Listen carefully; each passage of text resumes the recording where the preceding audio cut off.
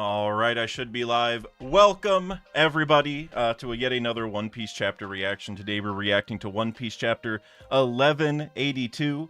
And obviously, we had a break week last week because it was a magazine break. And so, we haven't had a chapter for a little while. But last time we were looking at the manga, obviously Emu and Loki were throwing hands. And we ended with that cool final scene where, Loki kind of attacked Emu and he put up the force field or whatever against the Atom Tree. So obviously we got a lot of peak to get through today. So welcome everybody. I'm very happy to see you because, like I said, we didn't have a chapter last week, but it doesn't mean I haven't been thinking about the chapter. You know what I mean? And I've been waiting for this next one. And my bad for not getting very many videos out recently. I think you guys, I mentioned it a few weeks ago, but I did get a strike on the last video. That got resolved. I think I mentioned that last week. So I have been working on videos, but I've just been slacking a little bit because I got thrown off from the strike issue. But like I said, we're all good. So definitely more videos coming for sure. But today, obviously, we're worried about the chapter. But I do see some donations coming in, so I want to get to these real quick. First off, Bean Boy with the 5 gifted memberships. You weren't actually the first one, but I just saw that come in.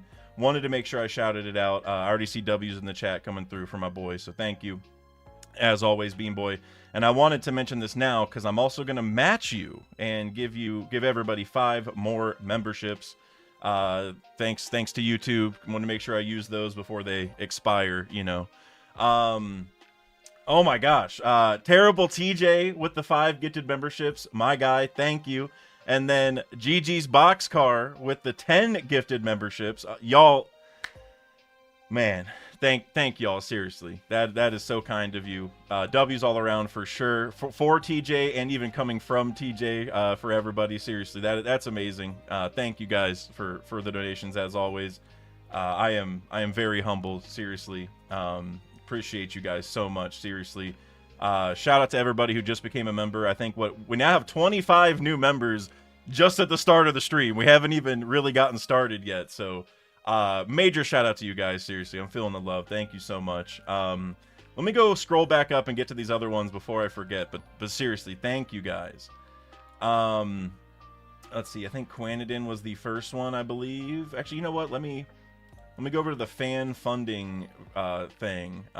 Gigi, I remember we talked about this. It has worked the few times I've used it. It hasn't reset like the regular chat does. So hopefully this is accurate. But Quanadin with the $2. You said 10 out of 10 chapter. How's your day going, Dak? Well, it was already going great. Right before we even started the stream, it was going great. This whole week, other than my Cavaliers being down 0-2 to the Pistons. We'll talk about that later. But other than that, it's been going great. I went to a card store earlier and picked up 1 million cards. I did like a big trade-in thing. I got a bunch of new One Piece cards, bunch of Pokemon cards, all that. So it was a good day already. But now, I mean, with all the donations, seriously, guys. I mean, it's great just getting to react to the chapter and hang out with you guys for a couple hours. But y'all, you guys are so kind. Seriously, I can't even. I mean, Roland V-Dub. Bro, Roland V-Dub, it has been a minute. I'm so glad you're here. Maybe you've been watching and maybe chatting and I've missed it. I'm not sure. But this is the first time I've seen the name Roland V-Dub in a long time. So, dude, I hope you're doing well. I saw you gifted 5 memberships. Wanted to make sure I shouted that out. Thank you. Thank you very, very much. Seriously, I appreciate you. But yeah, Quanadin, yeah, the day was going great, and like I don't know if you guys really care that much, but like I got the Law SP from, I forget what that's even from, to be honest. I got the Okiku SP. I got all these cool cards. So and I also wanted to mention this was my segue into this. I did get my pre-orders in for OP16, so if anybody who just became a member or is a member normally or whatever, we will be doing a box opening and giveaway for the next set next month when it drops. So I'm actually going to be posting about that like probably tonight, honestly. So so that'll be like the sign up. So if you are a member or just got a membership, keep an eye on the community tab because there will be giveaways for OP16 happening next month, which is another Marineford set. A lot of cool cards from there. There's also like Wano characters. That's a weird combination, but yeah, guys, so if you're interested in that, make sure you sign up. John Stoops, member for 24 months. This one is for personal reasons. This one, for personal reasons, is a 10 out of 10 for me. Well, that's 2 people who've said 10 out of 10 already, so I'm excited. I'm also curious, you know, what the what kind of the personal reason is. I mean, don't tell me now, obviously, because then I might get spoiled. But I assume this is a character that you really like, or some agenda has come true, maybe. I'm interested to see what or hear what it was whenever we're done. Gigi's Boxcar the GOAT. Not only did Gigi gift 10 memberships, but also celebrated their 18-month membership, which is awesome. Memento Mori. What I gotta ask, what does that mean? What does Memento Mori mean? Because I've seen it on your Discord name, and now you're saying it, so I have no idea what it means. But I'm curious. I'm very curious on, and maybe I'm just out of the loop. Maybe everybody else knows, because that honestly would not surprise me. John Stoops, you said you'll fill me in later after the reading. Love that. Okay, a couple people are saying that Memento Mori means remember death. Is that a foreshadow for the chapter? Is that maybe what's happening? I wonder. Also, I just saw, I'm trying not to read the chat too much so I don't get spoiled, but Be a Plot, I saw you just said, I gotta hurry up because people might start spoiling. You're right. I do need to hurry up. I'll get through what we have now, and if anybody sends anything from this point on, I will read that once I get through the reaction, because you are right. But seriously, guys, thank you. Y'all are so kind. Seriously. Thank you, Gigi. Dilcor, member for 9 months. W chat. That's facts. That is facts. Appreciate you for that, man. We're probably gonna have to get to work this weekend, Dilcor, for sure. Apparently, with how the chat's going, this has to be a big chapter. Spencer 5175, member for 7 months. Psyched for this one. Also, go Pistons. Hey, man, you know the Cavs. We've played 2 like C-, level games, I would say, and we at least tied it up in the 4th quarter in both games. So, hey, man, I got a lot of hope. James Harden is just, I feel like I would turn the ball over less than he is, but that's a whole other discussion for another time, maybe after the reaction. Shloop08, member for 13 months. W's to everyone, like the stream. Yes, please. If you guys haven't liked the stream, please do. You know what to do. But more importantly, yeah, W's for everyone in the chat. Seriously, this has been amazing. Thank you guys so much. 25th Slayer, member for 11 months, said, "Sup, Dak? How's your day going? Hope you enjoy the chapter." By the sounds of things, I am very much going to enjoy the chapter, so I'm looking forward to that. And like I said, my day is going great. I picked up so many new cards today, which is always a positive for me. I am like so TCG brained currently, but got a lot of One Piece cards, so yeah, day's going great. Thank you, appreciate you. Dill, member for 10 months. By the way, shout out to Dill for being the first person to let me know the chapter dropped. I appreciate you, brother. I didn't get to type it in the mod chat, but you were the first one, so shout out to you. 30-minute reaction timer. No matter whatever timer you do, just know it's going to be less than Parvision. That's all. No matter how long I take, there's no way it's taking longer than him. So I'll never feel bad as long as that's happening. And by the way, all the love to Par, but that man does take his time, even more than me, which is I'm pretty bad at it, you know. RQ just joined the Afro Gang. I appreciate you. I don't know if that was for maybe after the giveaway thing. I don't know if that's what you're interested in, or if it was just just joining just to join. But either way, I appreciate you. Reese Lucas with the $5 super chat. The BJ Thomas or the Weather Girls. Is this a music question? Hold on. I've never heard. Oh, wait, the BJ Thomas did Raindrops Keep Falling on My Head? Hold on. Which that's really interesting that the other one is the Weather Girls, because this first one, that song is weather, related. Oh man, I don't know any of these songs by the Weather Girls, so I gotta go the BJ Thomas, but I'm not gonna lie, maybe I need to familiarize myself. But Raindrops Keep Falling on My Head, oh man, that's classic. That's an instant classic. Give me 1 second here to fix the chat, and I am gonna get started here very, very shortly. Yeah, and I also saw that I can't see it anymore, but there was a member message that got deleted. I'm assuming that maybe there was a spoiler and that's why it got hidden away or something like that. Either way, shout out to that person for being a member for a long time, whoever it was. We are going to get started here after this next one. Sorry it took so long, everybody, but we are actually going to get started here after I just say a quick shout out to Caden Eli 7 for joining the Afro Gang. I appreciate you, Caden. Thank you very, very much. RQ, earlier you said I had to cancel my sub just until payday, basically. Dude, no problem. And don't even stress. I mean, you know, if you can't do the membership, don't even stress about it. Seriously, I appreciate you guys just for being here. You know what I mean? And obviously the donations as well. So whatever, any form of support, I am very thankful for. So thank you guys. And actually, one last thing I'll say before we get started. I was actually at the card store earlier.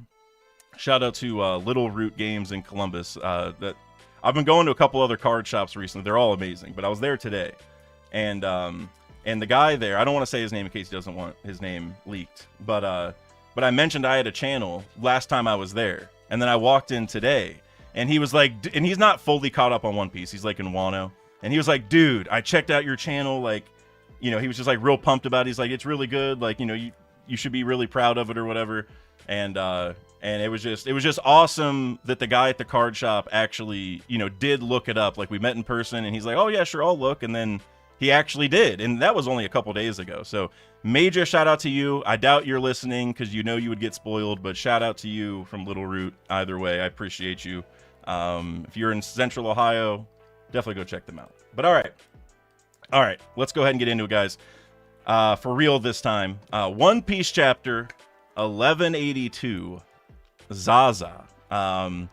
You know, whenever I first saw this chapter title, when I was setting up the stream, so like 20 minutes ago. Wow, we've already been live for like 15 minutes, and I'm just starting the chapter. But when I first saw it, the first thing I thought of was ZAZA Pachulia from the NBA. If you guys know the NBA well enough, you guys probably remember ZAZA Pachulia, but that was the first person I thought of. But now, let's see what the translator note is really saying, because it's definitely not about ZAZA Pachulia. Let's be clear. ZAZA is the Japanese onomatopoeia for heavy rainfall. You know, that's pretty fitting. The Lonely Mage was asking about the B.J. Thomas earlier with raindrops keep falling on my head. Now, that is very interesting. Heavy rainfall. I got a couple thoughts on that. Like, I mean, is it going to start raining here in this battle?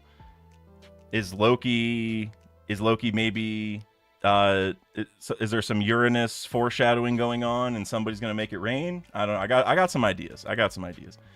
But as for the actual cover story here, we got Fujitora savoring a carefully prepared bowl of udon made by a fox and a tanuki. Okay. And wait, why are they laughing at him? Because they're laughing real hard back there. But did they do something to the food? And he can't tell because he's blind? Is that the joke? But I'm missing what it is. It looks like he's just eating regular udon. But the way they're laughing, I don't know. I'm not. I don't want to look at the chat in case I get spoiled. But maybe you guys can clue me in later. But they are like sneering at him for some reason. But all right, I'm very curious to see what the ZAZA Pachulia chapter is all about here. Emu was hit by Loki's Thorheim, but I still feel his presence. I'm too big to keep track of him properly. That's interesting. It's cool that Oda's throwing in some drawbacks to the size, because I think after like the first time he used it earlier, he said like he was really tired from being in that form, and so now it's also like he can't really, like, his target's too small, which is interesting. It's almost like an advantage to not be that big, you know. Let's see, we got Emu over here. Nidhogg. To think thou and I would meet again in this world. Traitor. Traitor. So obviously, well, and now you think back to the mural, right? And how the Nidhogg, or the dragon at the top of the mural, which I think we all sort of presume is the Nidhogg, You know, he is attacking like the serpent, which could tie to the red line and all that. So it's sort of already, at least in my opinion, the mural was already sort of depicting like a Nidhogg versus government sort of system. Now, the first world, like the leaders back then aren't the same government as now, but regardless, with Emu being on the red line and that maybe tying to the serpent, I think there's still something there. So it's interesting here. It's kind of telling us that Nidhogg was originally on Emu's side, right? And another interesting thing is, remember, like, Zunisha was also, like, a traitor, but to Joy Boy, right? So that's another, like, giant creature that betrayed somebody, so to speak. So I don't know if there's a connection there as well. Cough, cough, huff, huff. So Emu's getting tired out here. Snow, of course. Lightning is born from colliding ice. Together. Wait, what?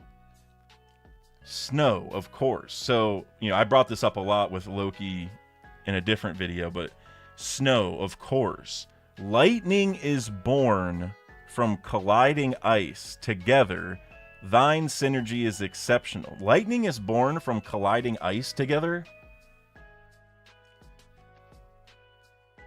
It's got to be just a translation thing, right? Ragnir, thou art as I remember thee, waiting all this time for a new master. How nostalgic. Is this the gay, that laugh? Gee. I don't know how you really say that. I could just think of gay like the JJK author, you know what I mean? This was me at the end of JJK, actually.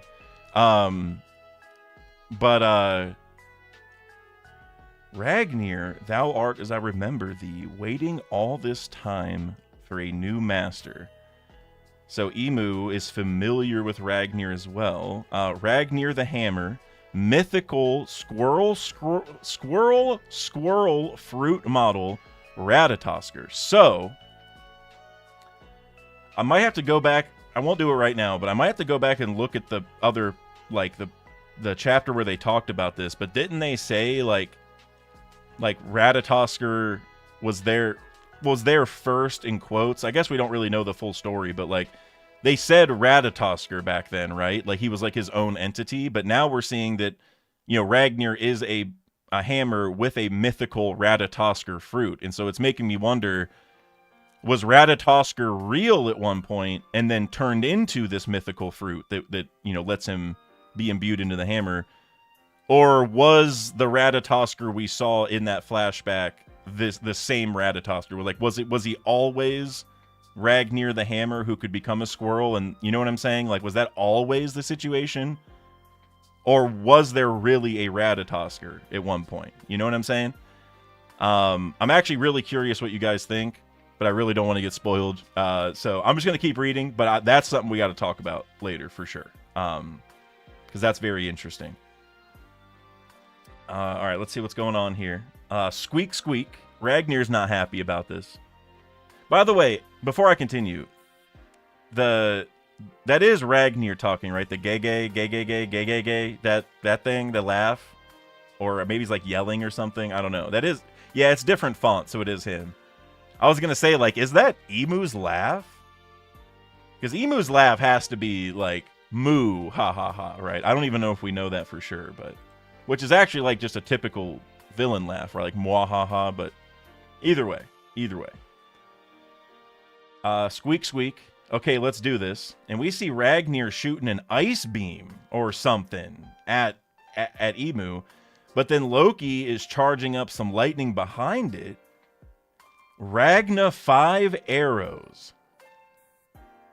So he's combining electricity and snow. Then we got Emu down here. Tzatziki sauce? Isn't that's all I can think of right there. I feel like I'm at what is that, like a Greek restaurant? I've never had it. I've seen tzatziki. I think that's how you say it, right? I've seen it on the menu a bunch, but middle. I have no idea how to say that. Nova Eclipse. Translator's note. Furigana is just tzatziki sauce. An Aztec goddess. Kanji is eclipse explosion.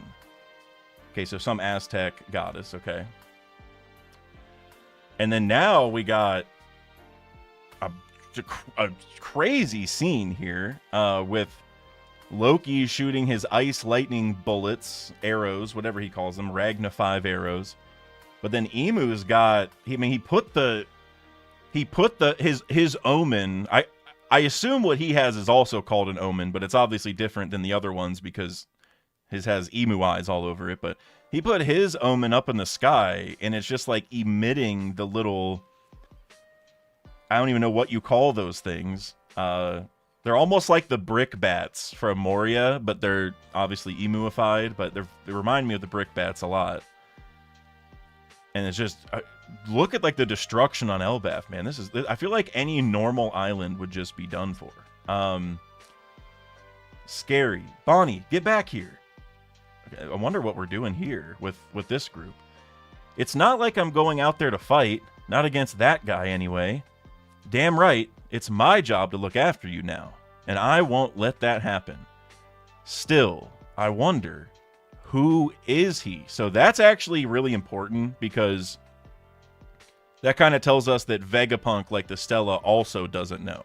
Maybe he had, some ideas that this could be the case or whatever, but I think that's actually really important, that, like, they didn't even amass enough information to, like, for Lilith to conclude immediately, like, oh, this must be who we were reading about, or, oh, Stella said that someone like this may exist, or, you know what I mean? Like, they should at least have kind of like a hunch that maybe they talked about with all the poneglyph stuff. I mean, Vegapunk read all the books from Ohara and all that. So it's very interesting, I feel like, that they don't, that again, maybe they did have a hunch and there's some lore that they can tie to all this, but the fact that Lilith right away is not jumping to any other thoughts. But let's see, he clearly outranks all of the gods' knights here, but he's not one of the 5 elders.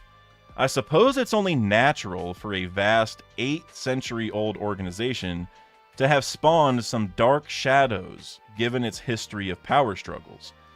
And if that's the case, I love that we're seeing Vegapunk behind Lilith, because it's like, kind of like I was just saying, it's a reminder that they are basically the same, right? Like, they're not the same living entity necessarily, but the same brain, right? So I love that. That's just a cool little stylization.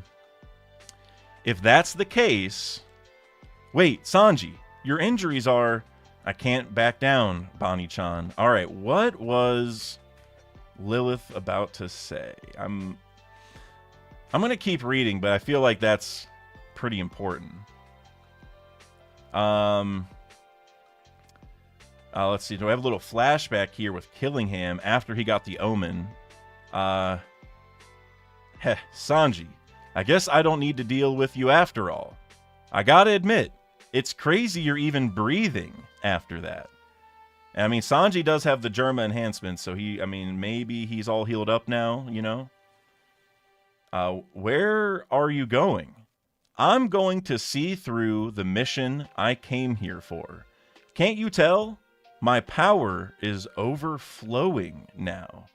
Toodles. I kind of like the Toodles. That's kind of funny. That's kind of funny.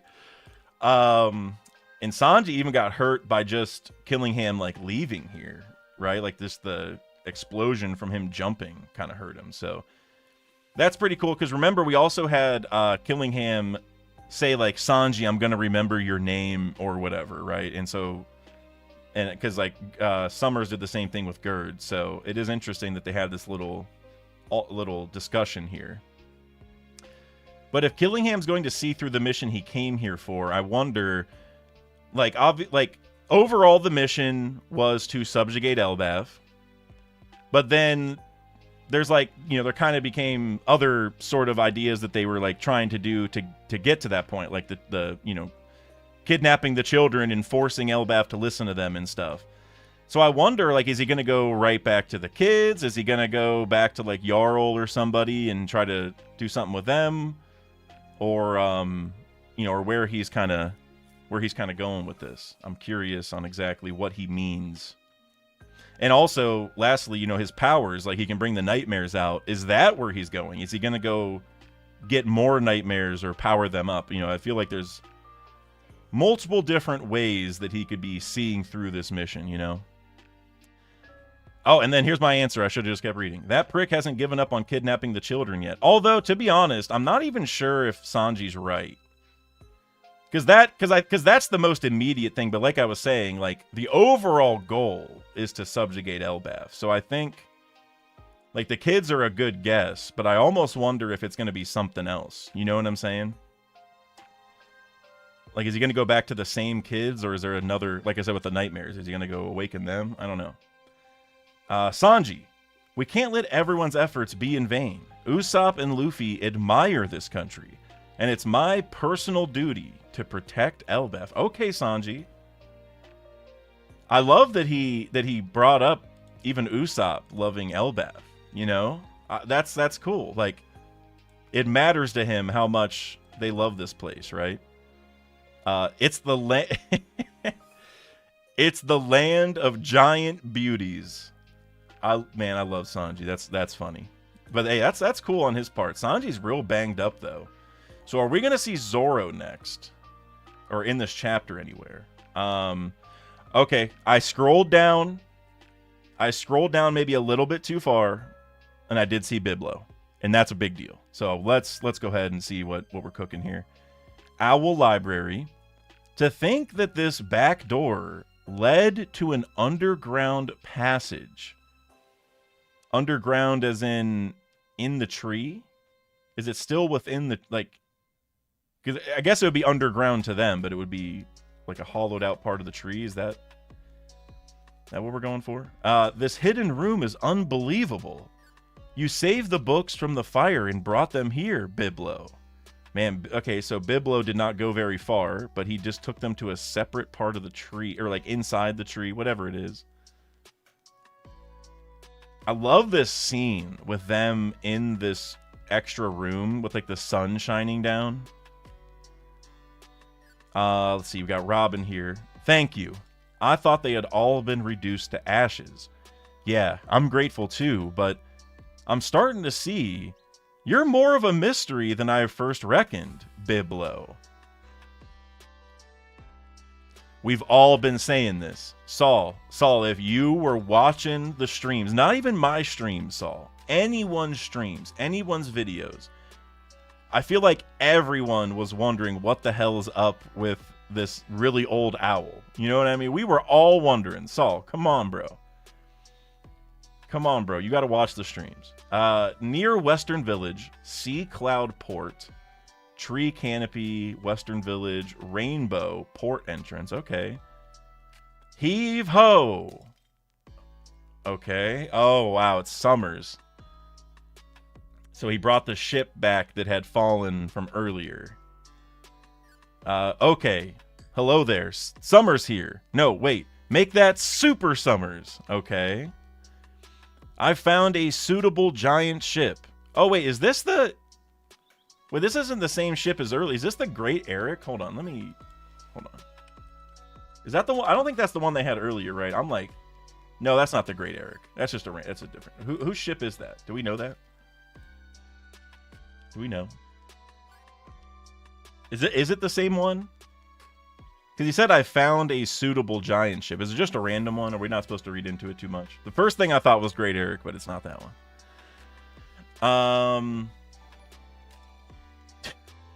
I see you guys are all talking about Super Summers in the chat. It is crazy.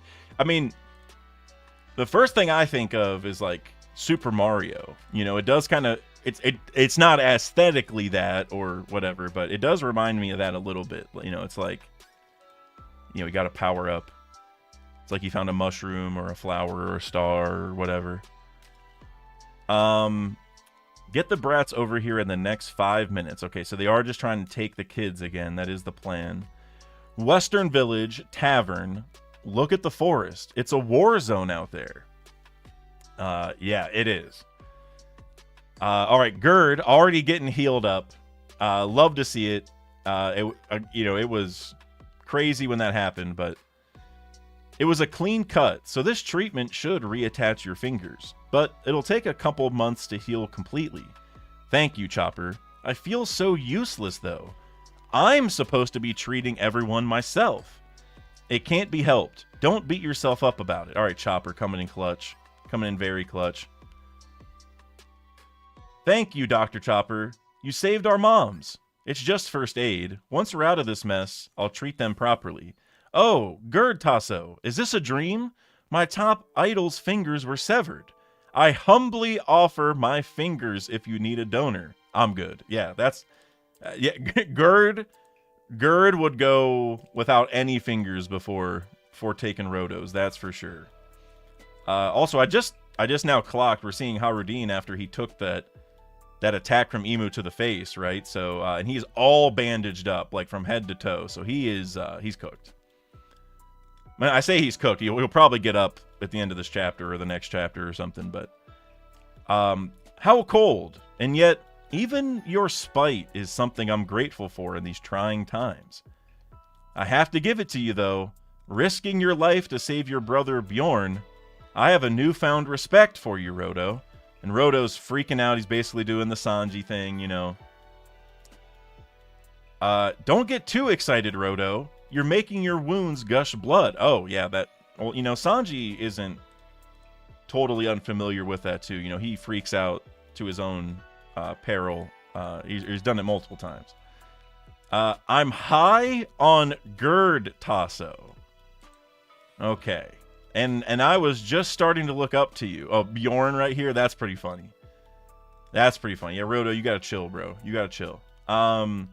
Western Village, near the port, Zoro's group. Sorry about this, Goldberg. It'd take too long without a giant's longer strides. Good point. It's okay. I'm the only member of the new giant pirates who hasn't... It says pirate. Does he... Is it just like his weird, like the way he talks or whatever? The member of the new giant pirates who hasn't suffered any major wounds in this battle. That's some horrible foreshadowing, Goldberg. I gotta be straight up with you, bro. There's no better way to get a target on your back from Oda, which obviously, I mean, Oda's the one who's making him say it, but now we are fully prepped for you to get cooked next. Besides, this is a crisis for Elbaf. We're lucky to even have you fighting alongside us. I'm trying to say that this is the right way. Don't sweat it. Our captain's motto is basically, my friend's country is my country. I love that. No wonder Harudin pledged himself to him. I just now realized that Zoro's still, like, we're seeing Zoro and he's fine. Right? Like, I mean, he got cooked, but I'm sure he's still hurting, but... And yeah, it looks like he's sort of holding his shoulder here. Anyway, don't sweat it. Our captain's motto is basically, my friend's country is... Or, yeah, my friend's country is my country. But what's with those black flames? They turned into steel bullets and explosives. And those knights we beat seem to have powered up. If we don't wrap this up soon... It's gonna get real ugly, and he literally has some bullets with him. So is Emu able to just turn that Omen stuff into literally, like, whatever? We've already kind of saw this, right, with, like, the shotgun with Brogy and stuff earlier. But yeah, so Emu can literally just will things into existence. Like not just like a loose definition of it, but like those are actual steel bullets, it looks like, right? This is a long chapter, it feels like, by the way. Maybe it's just me, but I feel like this is a long one. Western Village, Port. Summers, I've gone and done it now. I summoned something insane. Killingham, don't tell me. So this is exactly what I was saying earlier, where like, because I was wondering what Sanji's worried about or where Killingham's going or whatever.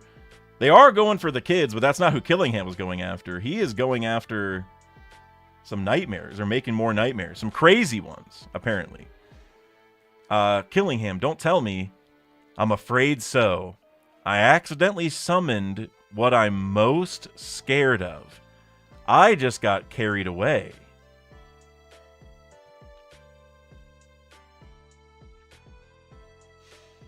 what is this gonna be? And I wonder how that happened. Like, I know he said he got carried away, but I don't know. I've never had powers like that before, but I would imagine I'd have to mess up like real bad to summon my own nightmare, you know? But anyway, you stupid idiot. That thing is terrifying for all of us. Tell me you can control it. Well, it's a dream demon, so probably. Well, what's done is done. Just hurry. We're running out of time. And where's Gunko? I saw her on the way here. She looked dead. So that's very interesting, because the last time we saw Gunko, like, Emu just attacked the ice block, right? And we don't really know what the aftermath was. She looked dead. Well, whatever. The great Emu's body isn't meant to be out in this world. That's a fact. But now, our key combat forces, and the forces that must be erased, are all right here. We must not disappoint the Great One. We must live up to expectations, Killingham, of course. I wonder where this is going to go. Like, I wonder. Let's see. Oh, we do see Killingham here. Western Village. It's raining cats and dogs all of a sudden. It's actually about to rain like crazy here in Ohio as well. So, is Elbaf Ohio? Honestly, nah. Ohio doesn't deserve that respect to be compared to Elbaf. No. The water's gonna flood the inside. Don't let the injured get wet. Go capture those brats. What is this? It's like a water hand.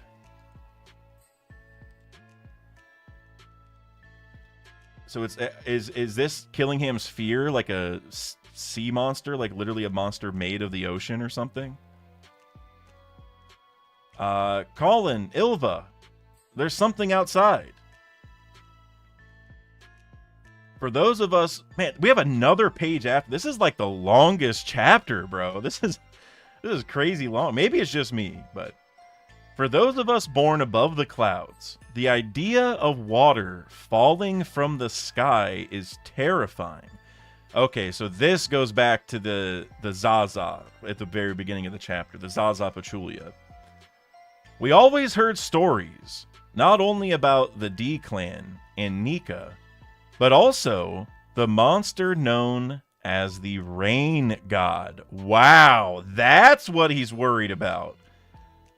The one who pelts the lower realm with water from overhead. That's what he... Wow, the Rain God.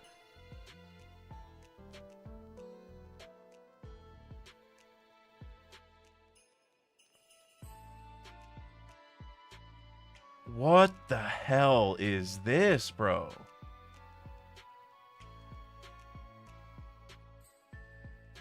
What in the hell am I looking at, bro? What I find most scary, Rain God ZAZA, Dream Demon. Oh, dude, this design goes so hard. Oh my god. I'm like getting chills, and it's just because, like, it's such a random but exciting thing to throw in. You know what I mean? Like this, when I saw ZAZA, and even when I saw the connections to the rain, this was nowhere on my radar.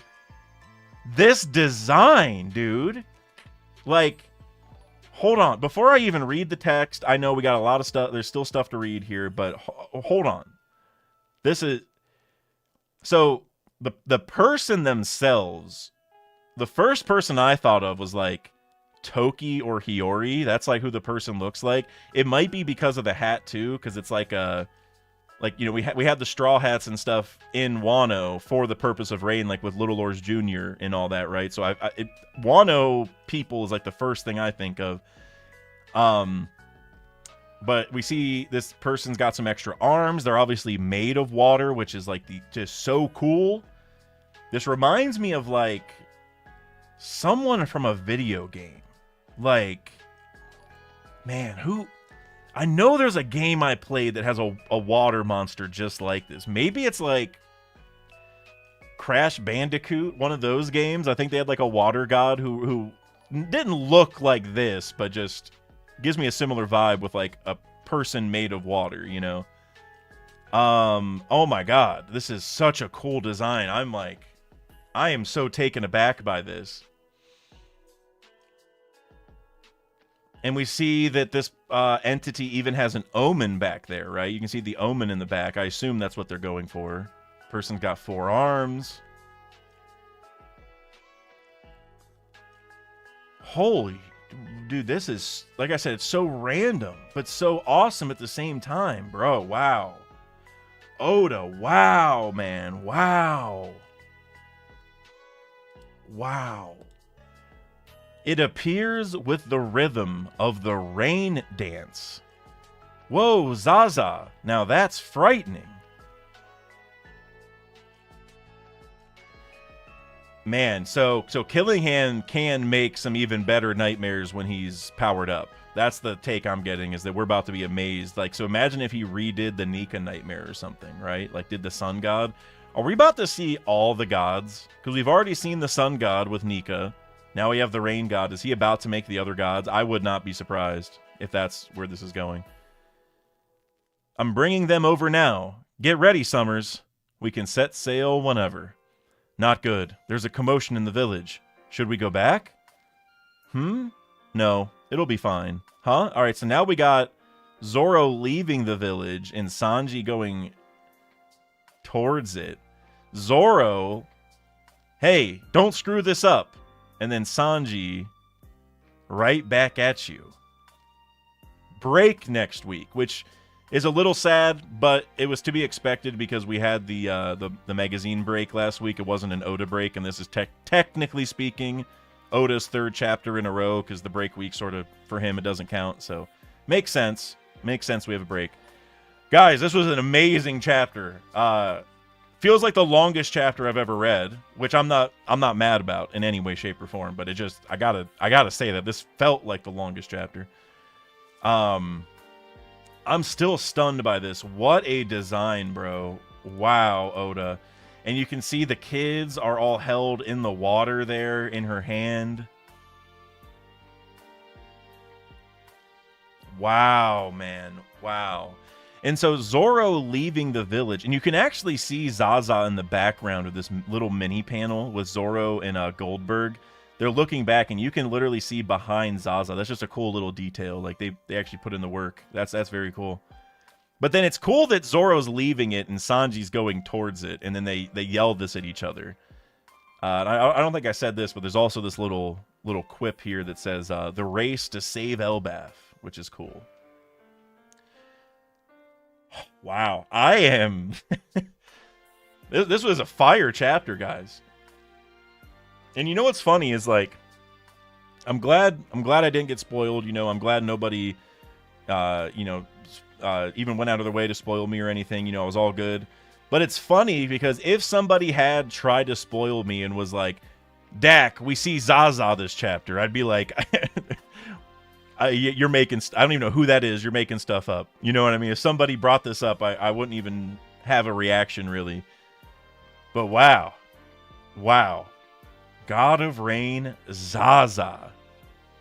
Dude, what? Man, the stocks are so up on ZAZA Pachulia. That's crazy. That is crazy.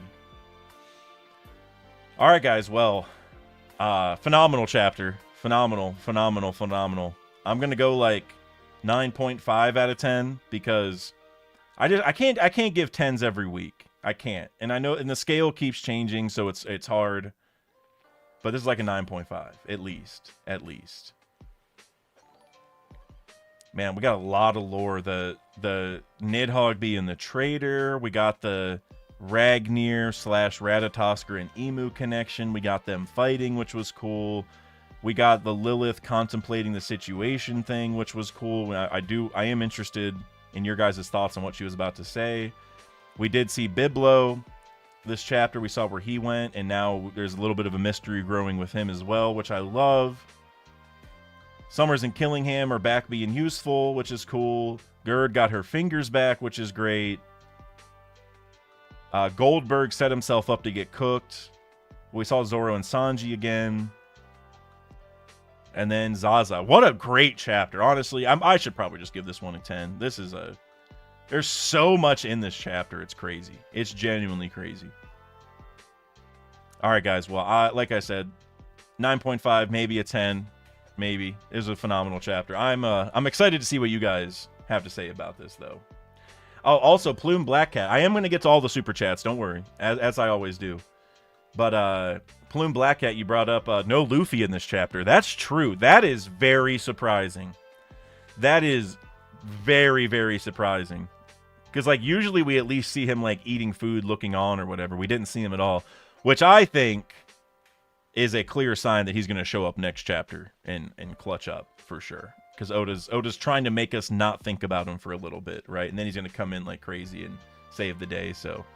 Yeah, like Rappo said, he's still eating. I think we can assume that. But next chapter, he's coming back in a big way. I would agree. Yeah, and Guardian Tree. I'm glad you brought this up, too. You said Vivi, Nami, or Dragon going to get the ZAZA fruit or has it. I wonder if that's how it works. Like, I think there's a good chance that just like how Nika is the sun god, ZAZA, like... This isn't just a name that he picked for this iteration. Like, the real one probably is named ZAZA. You know what I'm saying? It's not just this fake one. Like, the real one probably is. And so I wonder, much like Luffy, you know, he has the fruit of Sun God Nika. Somebody out there is going to have the Rain God ZAZA fruit, it feels like. Which I love the name ZAZA. That's a cool name, bro. That's a cool name. That's the fruit I would want. I mean, the Sun God fruit is great. I mean, obviously, like, probably the most important. I'll take the ZAZA fruit, bro. I'll take the ZAZA fruit for sure. I'll take it. All right, I'm gonna go ahead and get into the super chats now. But I will try to keep an eye on the regular chat as much as I can. But I gotta get caught up because y'all know I don't do a good job at getting caught up. So. We'll do our best here. Cloud Lizard, you said for $2, just got here. Cheers to everyone. 11 out of 10 chapter. Yeah, it's up there. I didn't, obviously you sent that right when I got started. Yeah, man, that crazy chapter. ZAZA, Rain God ZAZA. Definitely gonna have to do a video on this. I don't know exactly what, but I'll have to think about it. I kind of want to do a video now on, like, the Pantheon of Gods in One Piece or something, and talk about what the other two might be like and what the story is and all that. But yeah, this is just such a good chapter. I gotta do something on it for sure. Terrible TJ with the $2. Loki couldn't track Gunkmoo and Giant Emu as well. Oh yeah, because I think Loki did say something about that, right? Or earlier. You might be right. It is interesting though. It shows that like being giant comes with a drawback, which I think is very like it's a good point, right? Like, dude, there's sometimes, and I feel bad even bringing this up, but there's sometimes where there's a bug in my house or something, and I'm trying to squash it, but like if I try to step on it, it just like fits in like the grooves of my shoe or something and doesn't die, or I go to hit it with something. And it's like it's hard for me sometimes to hurt really small things because like we live in a giant world with giant objects compared to them, and it's sort of the same thing here where like it's hard to see them, it's hard to make sure you're actually like making contact and whatever, So it's very cool little twist. And I assume part of this too is like I'm sure Loki has pretty good observation haki, but maybe he needs to get it to like another level to really capitalize on the powers, because like he needs to have like the eyes of an eagle, sort of. I think maybe is where this could go eventually. At least in terms of like how Loki can get better, I think that's probably the easiest way. But yeah, very cool, very cool. Mr. Bushido, I missed this one earlier, but you gifted 5 memberships. You joined the membership parade there, so thank you very much, Bushido. W's in the chat. You may have already gotten W's earlier, and I just didn't see it, but Bushido, thank you for your generosity, as always. Member for 38 months. You have another membership message attached to it. Bonnie can handle herself. Bonnie can handle herself, Lilith. Yeah, that is a good point. Like, I feel like as soon as we, the readers, learned that Bonnie was 12 years old, Oda was like, all right, Bonnie is now a 12-year-old permanently. Like, she's never going to go back to, like, her strong 20-plus-year-old form, which I'm sure she will, but Oda did, like, as soon as we learned she's 12, not really, because, like, we learned it, and then obviously she went Gear 5th, so it's not, like, right then, but it feels like things changed significantly. Like, now she is always, like, you know, like a weak little girl, sort of. At least that's how it feels most of the time, and it's like, Lilith, like, Bonnie's probably more capable than you. I'm gonna be honest with you. Like, you let Bonnie use her powers and go all out, she's probably better off than you are, you know? So that is a good point. Like, it does feel like we've sort of, I don't even know what the right word is, like, infantilized Bonnie too much, you know? Because, like, yes, she is 12, but she's also a supernova pirate captain who survived in the New World and this, that, and the third and snuck into the Reverie, right? Like, she's very capable, so that's a good point. That's a good point. Bushido, Killingham, my power is maximum. Yeah, and I love it. I love it, right? That he, like, he excelled, like, to this next level, and then we see right away that he's bringing out one of the gods, you know? And that is so cool to me. Like, because he brought out Nika already, so we, you know, we've already seen it. But this is, by far, the best nightmare that he's created. Like, design-wise, and just, like, just probably like lethality, you know what I mean? So it is very cool how he really stepped up as soon as he got the Omen. And I wonder now if Summer's Thorn powers are gonna have the same thing. Like, I don't even know, like maybe he can put thorns all over the Atom Tree. That would be kind of cool. I don't know what the point would be necessarily. Like, maybe put thorns on it and then send like Loki into it to get stabbed or something like that. I don't know, but either way, I think that's very cool. Very, very cool.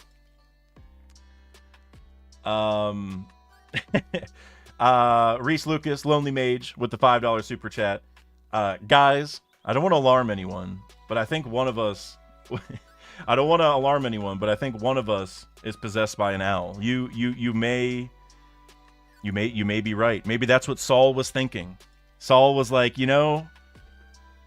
What did he say exactly? You're more of a mystery than I first reckoned. Yeah, but wait, just next week, Lonely Mage, Biblo is going to de-transform because maybe he's had a zone this entire time.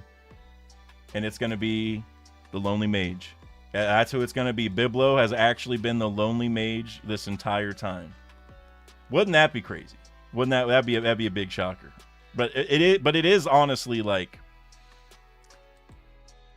I really wonder who this is, man. I really, who it is. Like, it could just be that Biblo, oh, I think it's this one. I wonder if the idea is that it's actually a mythical zone that has that power, you know, or like a similar power adjacent to it, which we've seen that before, right? Where powers are very similar and all that. But I think the odds are he is just an owl, but I wonder what his story is, man. Like, I don't know. I mean, he's obviously really old. He knows some stuff. The fact he keeps saying ... like, you know, he's got something to say. I really wonder where that's going. I really do. Terrible TJ with the $2.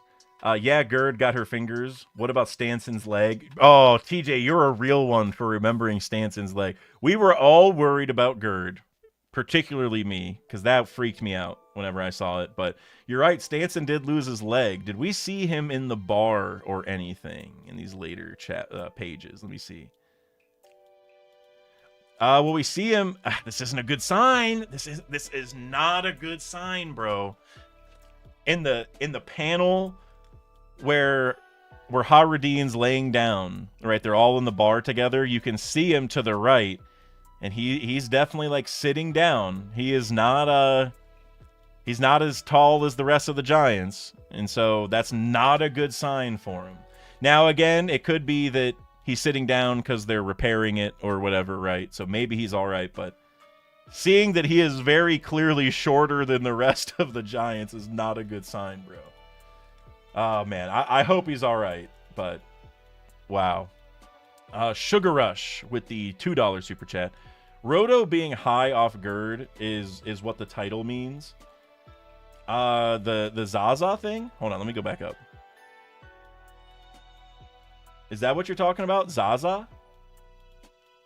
Well, let me go to... Hold on, let me change my view here. Give me 1 second. You're talking about the ZAZA title?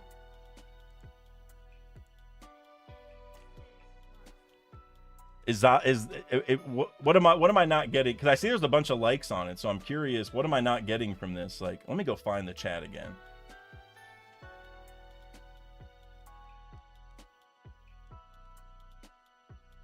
Hold on, I'm trying to get back to the super chat because you know what might help me out here. Let me duplicate. Give me 1 second.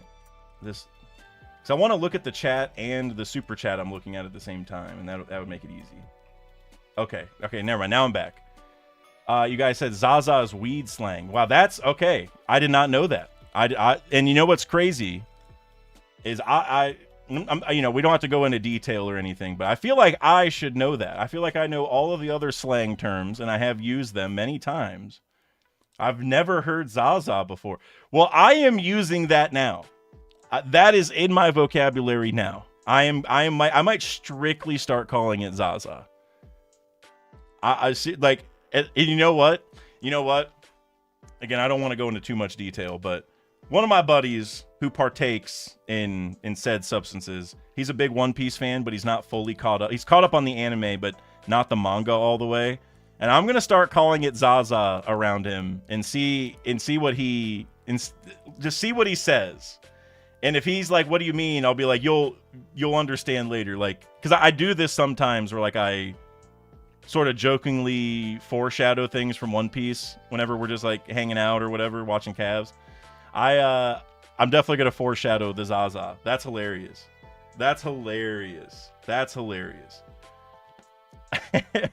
And then whenever he gets to this chapter, he's gonna be like, "Dude, that's why you randomly started calling it this." Like, oh, that's gonna be great. That's great. Dang, yeah, Sugar Rush. That's crazy. I didn't know that, but you know what? You might be right. I wouldn't put it past Oda to throw in a little joke like that, to be honest with you. But I doubt he would know that ZAZA is slang for that. But at the same time, I wouldn't put it past Oda. Knack Talk with the Canadian $2. You said Dofi versus Foxy coming up. Are you talking about us in the One Piece TCG? Or are you talking about this? What is Dofi versus Foxy coming up? Wait, what is that? Because I rock the Foxy deck in the One Piece TCG, so that's the first thing I think of whenever I see a super chat from you. But Dofi versus Foxy, what am I missing here? Dofi versus Foxy, what am I missing? Why is it Dofi versus Foxy? Cover page, is that what you're talking about?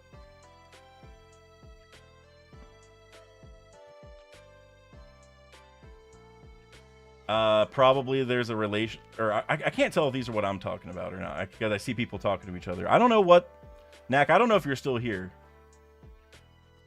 But why is it Dofi versus Foxy? I can't think of a single reason to bring them in. I don't know. Knack, let me know. Let me know what I'm missing. Terrible TJ with the $2. Makes sense how Zoro seemed to take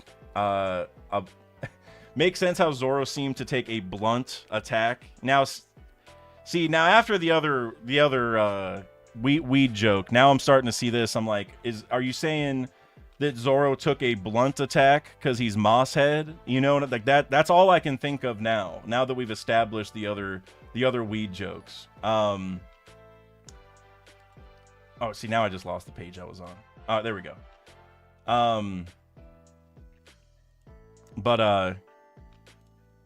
I mean, well, I guess really. Let me go back to what Zoro was saying. Actually, let me go read because I know he said the bullets. What was the other thing he said?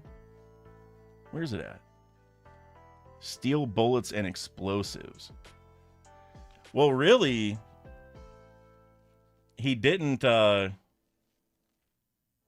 Actually, it really wasn't a blunt attack, I guess, because like explosives and steel bullets. I would say Sanji more so took one, right? But regardless, I'm still wondering what's up with the bullets. You know what I mean? I think that's crazy. Terrible TJ said, nah, just the Omen attack. Get the Zaza out of the equation. It's tough, bro. I can't. Now that it's been brought up once, that's all I can think about is weed innuendos.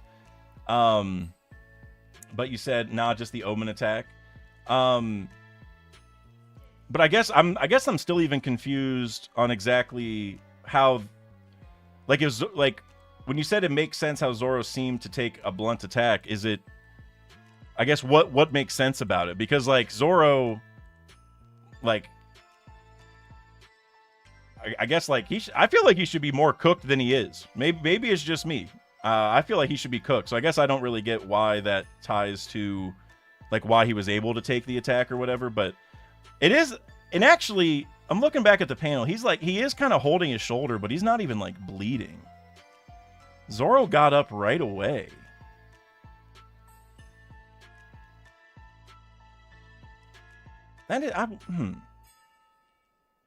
He did. That is weird. And then, but because like you compare that to Sanji. Sanji, let me go back to where's Sanji at? Sanji, on the other hand, like he was cooked, man. Even like when he was getting up, he was cooked. It is interesting that Zoro wasn't hurt as bad, you know. Yeah, it's very, very interesting that. Because you would also think that, like, Sanji would be less hurt because, like, he has the Germa enhancements to heal. It is weird. It is weird. Mr. Bushido with the two euros. Here comes the giant fist. Yeah, like, this next page, or, next chapter, but probably, like, the next page or one of the next pages, we're about to see Luffy come in with a giant fist and crush ZAZA. Not that ZAZA is going to be done. I'm sure ZAZA can, like, reform because they're water, which is, like, crazy. But I do think Luffy's about to come in and we're about to see Nika versus ZAZA this next chapter. I think that is, like, clear as day gonna happen for sure.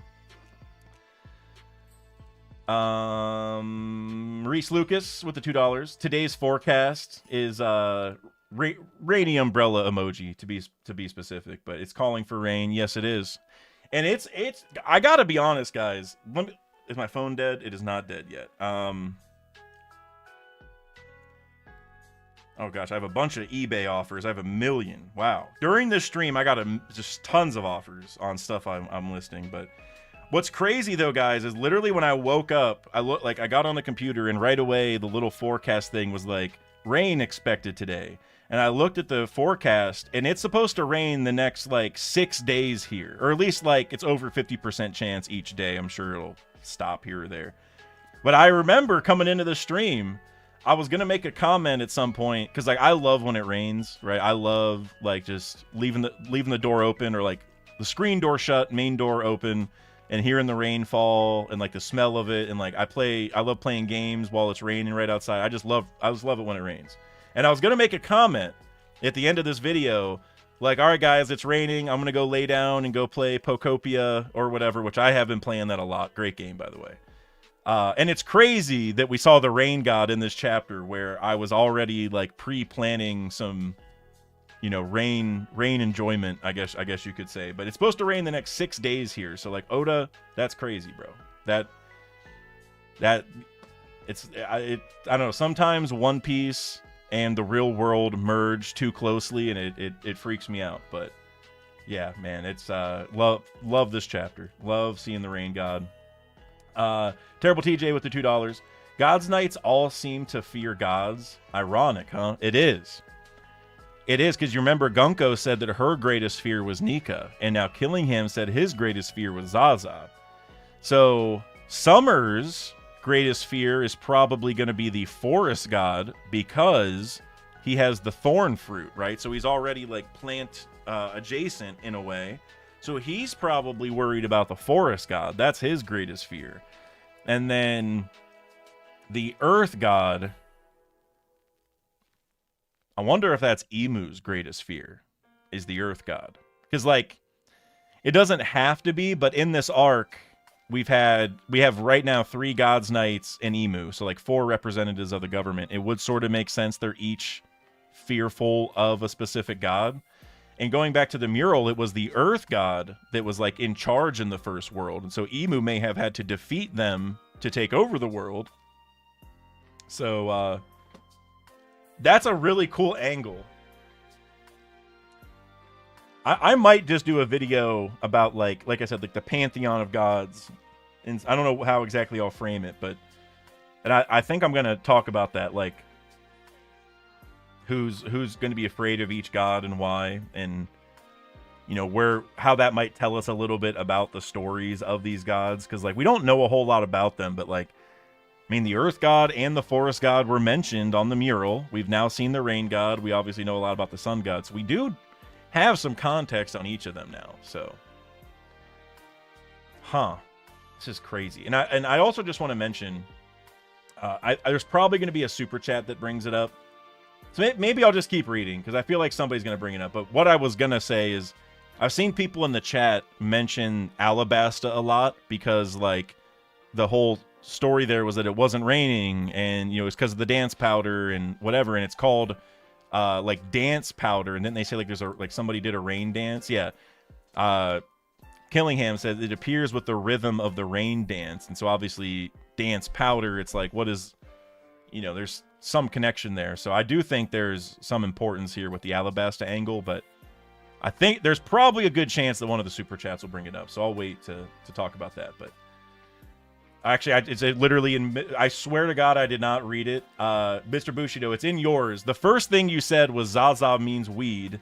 And so I thought, okay, this one's not about Alabasta. But then the next sentence is about Alabasta. So that's crazy. But you said ZAZA means weed. It also means rain in Japan. Rain dance equal dance powder. ZAZA is Nami. Remember when Shirahoshi said Nami felt nostalgic to her? Dragon ZAZA devil fruit, I think is what you're getting at. I like that idea that ZAZA is Nami, but I also think that just like how Luffy is Nika and he ate the fruit of Nika, if there is a ZAZA rain god devil fruit, then I think the real like reincarnation of ZAZA would eat that fruit. And so if Nami is like the reincarnation of ZAZA, which I do like, I feel like she should eat the fruit of it, but I don't think Nami's going to get a fruit necessarily. So, I don't know, it's not the best reasoning ever, but I sort of doubt it, but I could also see like what you're going for here. You know, the connection between the two for sure. And then as far as Dragon having ZAZA's devil fruit, I don't know. I mean, because whenever, obviously the main idea, at least that I've heard and that I'm siding with, is definitely like the wind fruit, or at least a fruit that gives him wind powers. Now, would the rain god fruit give you wind powers? Because like the thing we've seen for sure with Dragon is that there's wind. Now, like if you go to Log Town, obviously like a storm came in and it started raining too, so you could maybe say that there's a connection there and whatever, but wind is the definite thing.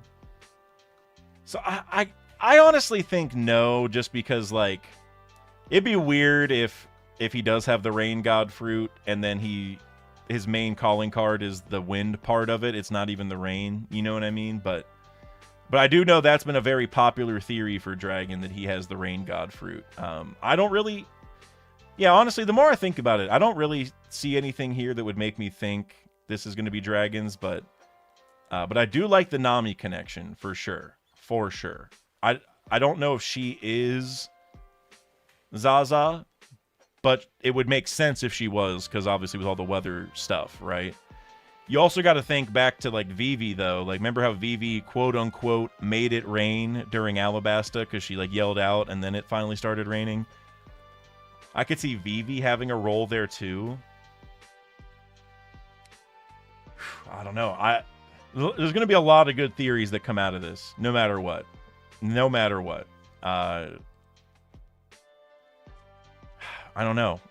I do like that Shirahoshi connection, though, because, like, that's the sea god and whatever, but I don't know. It maybe the case might be that there's not a rain god fruit, though, to be honest with you. Now, I do think there is. If I was a betting man, which I am sometimes, I would definitely bet that there's going to be a fruit for each of them. But it could be that, like, Nika was the only one turned into a fruit for one reason or another. So maybe Nami is ZAZA, but there's not a fruit for her to eat. And so maybe that's the story. I could see that too. Again, I do hope and believe there will be fruits. But it would be kind of cool if there's a story where, like, these gods back in the day, like, only Nika wanted to be turned into a fruit for some reason. Like, maybe the others opted not to. And so there's something there, But yeah, no, this is, we're on to something here for sure. Like, this rain god stuff is big time. It's very big time. Green Owl with the $5. Either ZAZA is Dragon's Fruit, because Rain Automapia is ZAZA is Japanese, or it's Vivi and she finds the fruit. End of Alabasta, it started raining.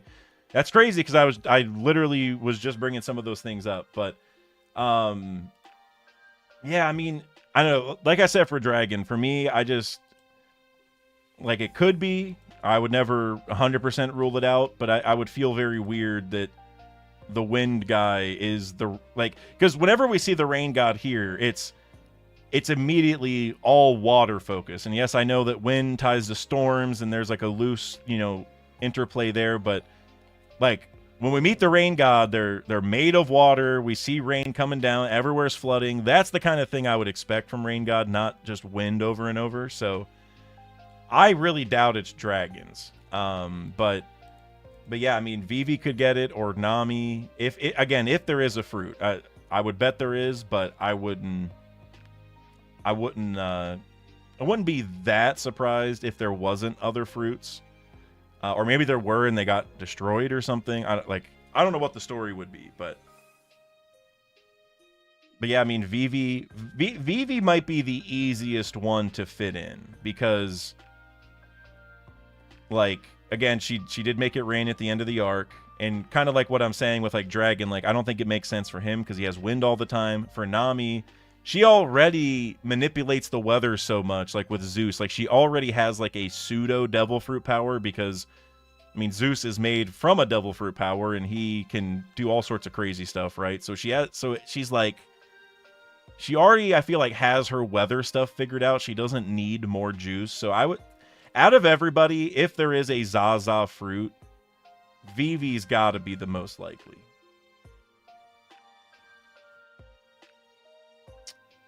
Yeah, because, like, you also got to think, like, Vivi, you know, I've made this joke a bunch of times, but, like, there's no way Vivi is going to be peacock slashing strong combatants in the end game. Like, maybe she'll try, but, like, I don't think Oda can have Vivi come out and, you know, throw hands with her current arsenal. But if you give her a god fruit, particularly one that Alabasta would appreciate because they're a desert, that does fit. So I like that.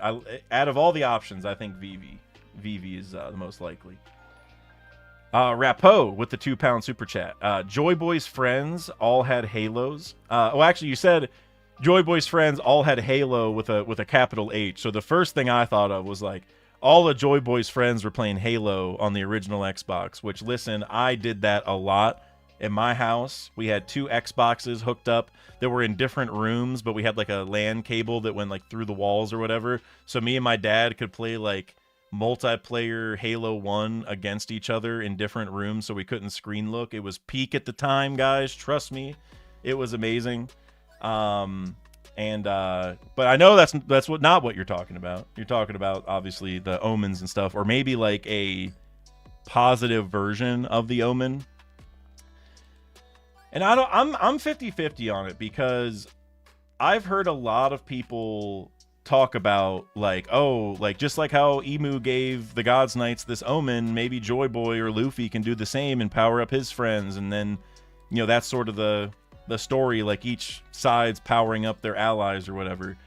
And I totally get where, you know, where that's coming from, and I think it could be very cool, but maybe it's just me personally.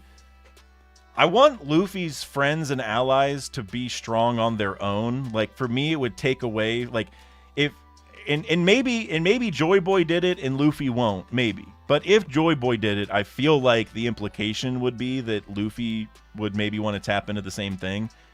And for me, I don't know if I like the idea that, you know, Luffy's amassed these crewmates who have gone through all these trials and tribulations to get stronger, and they believe in each other and all this. And then Luffy's just hands off a godly power-up just because, you know? And again, maybe that's just me. Maybe nobody else really cares that much. But I like it when they're good on their own, right? Like Luffy, like all they need is Luffy's belief in them, and that's enough. So I tend to say that no, there wasn't other Halos. But like I said at the start, I wouldn't be shocked if there were, and I think it could be cool, but very personally, I sort of doubt it. That's just my current read on it, but it could also, you know, get to a point to where like we have to power people up to get past it. Like maybe these omens are so crazy that it's kind of like how, like, you know, Luffy had to figure out Haki eventually and conquers Haki. Like, he had to figure these things out, and maybe at some point he has to figure this out to even have a chance, because of you got to fight fire with fire sort of thing. So again, it's not impossible, but I would sort of prefer that there's not a good version of the omen, personally. Gun Show 72 with the $2. Look up Merriam Man. All right, let me see what you're talking about here. Hold on. Merriam-Webster. That was the first result that I got. Mariamman, or Aman, is the South Indian Tamil folk goddess of rain, fertility, and health. Is she gonna look like ZAZA? Is that what you want me to look at this for? Not per. Well, I guess there's a million different depictions, so I don't really know which one is accurate here. I wouldn't. What was the one? There was like a Aztec tie or some other cultural tie in this chapter, wasn't there? I think it was like Emu's attack or something. Oh yeah, the tzatziki sauce. Furigana is just zitzamil. I can't. It's this one's small, but what is it? Zitzamil, an Aztec goddess. Okay, so that's what it was. That one was an Aztec goddess. And this one's South Indian, so they are different. But the fact that Oda is bringing in this mythos from other, you know, real life mythologies, it would not surprise me that Oda is, you know, like trying to kind of merge them, which we've already seen this, like Emu has saint in their name, but then they also do the Buddhist hand sign, and now they're throwing out the Aztec goddess attack. Like Emu's just like an amalgamation of a bunch of different mythos, so wouldn't surprise me if what is it, Mariamman or Aman? Wouldn't surprise me if they're a factor either, for sure. Gun Show, you said the Aztec rain god is Tlaloc. He's not pretty at all, but yeah, okay, so that's a good call out. If, let me see, Tlaloc. And guys, I just want to say, please, and not that you guys are even saying anything, but please be merciful on my pronunciations here, because I have, you know, once I hear it once or twice, I'll get it right, but reading it for the first time, I have no idea how to say this. Tlaloc is an ancient Aztec god of rain, but he is, but it is a he, right? So this is a male one. Yep. So Mariamman could be even a better fit because it is a girl, right? So even just that element of it, and kind of like I was saying, like Oda's merging a bunch of different mythos, so he's not gonna like just stick to one. So I actually really like this. Trying to get some image, like because some of the images are the same, but I was hoping that the picture would have like a big like rain hat on. You know, that would really That would really sell it. But that, I mean, that just might be Oda's little extra twist on it. But no, she works. And actually, one of the depictions I see, actually several of the depictions, is she has like red skin, like kind of like we think Emu might for like the devil race part, which is interesting. Not all of them do though. Not, it's just this one I found on Wikipedia, but very cool though. Very cool. Let's see. Oh, and also, Gunshow, you said Marymon has multiple arms and they do a dance for her. The multiple arms helps a lot. I didn't even really clock that. That's a good point. That might be it. That might be at least part of who Oda's basing it off of. Because I'm sure, like with the rest of it, he's, you know, bringing in a lot of different ones. But no, that's a good call out. That's a good call out. Marymon. I think I'm saying that one right. It's that. It sounds like a Digimon. Anything that ends in Mon sounds like a Digimon. But yeah, no, that's cool. That's cool. That's a good call out. Oh, there we go. Cloud Lizard with the $5. Agenda piece. Biblo flashback of setting up Elbaf by Kuina. You're giving up on the agenda with Kuina that easy? By Kuina. Vivi Rain. Okay, hold on. Agenda piece. Biblo flashback of setting up Elbaf. Vivi, the rain god, for vice captain of Straw Hats. Aztec versus Egyptian mythos is cool too. Yeah, I mean the Vivi rain god I think is looking pretty solid. I would say looking very solid. And you know it's interesting in retrospect because a lot of people would say like, oh, Vivi is going to be Uranus. It's, you know, Uranus is the god of the sky, and we're all thinking weather powers, so of course like it would fit. And in retrospect, it makes a lot more sense that it's just the rain god, that Vivi ties to that and not Uranus, right? In a way, because like that was the main thing with Vivi is the rain, and it is interesting. I feel like because rain god just fits perfectly. And again, it really for me comes down to like the fruit part of it. I mean, but for Vivi, I could see her eating the fruit, so that's got to be the best agenda for the rain god, right? I feel like. But as far as her being vice captain of the Straw Hats, it's tough for me because I'm not even sure if the Straw Hats really think about that, right? Like she would probably be the best fit to be the vice captain, and in some ways you could almost argue that she is because of how she kind of like checked Luffy at Drum Island and, you know, and stuff like that. And she's like she's the best, like, what's the right term here? Like, she's the best, I don't know if coordinator is the right word. What am I, like, I don't know. She knows how to, like, keep the peace with people. You know what I mean? She's the best, like, again, a negotiator is not the right term, but like she's the, you know, you think back to how she got like slapped by Wapple and she didn't overreact, right? It's kind of similar to the Drum Island thing in a way. It's like she's very level-headed in that way. Maybe that's a good way to put it. She's diplomatic. That's the word I'm looking for. She's diplomatic. So she might work as the vice captain for that reason, like because she can be like the voice of reason for Luffy when Luffy. I mean, honestly, Luffy's a little more diplomatic than I feel like maybe we give him credit for sometimes, but Vivi's like, that's her specialty, so I could see it. I just don't know if the Straw Hats are really gonna like pick that, you know, like Oda's gonna like make it very apparent, but she probably does fit the best for that. Or maybe Zoro, but like, you know, Zoro and Sanji, like cause they're like the wings of the Pirate King, like it would feel kind of weird if one was like the official vice captain. Like one's like the first mate in terms of joining first, but they don't really go through the specifics, so I don't know.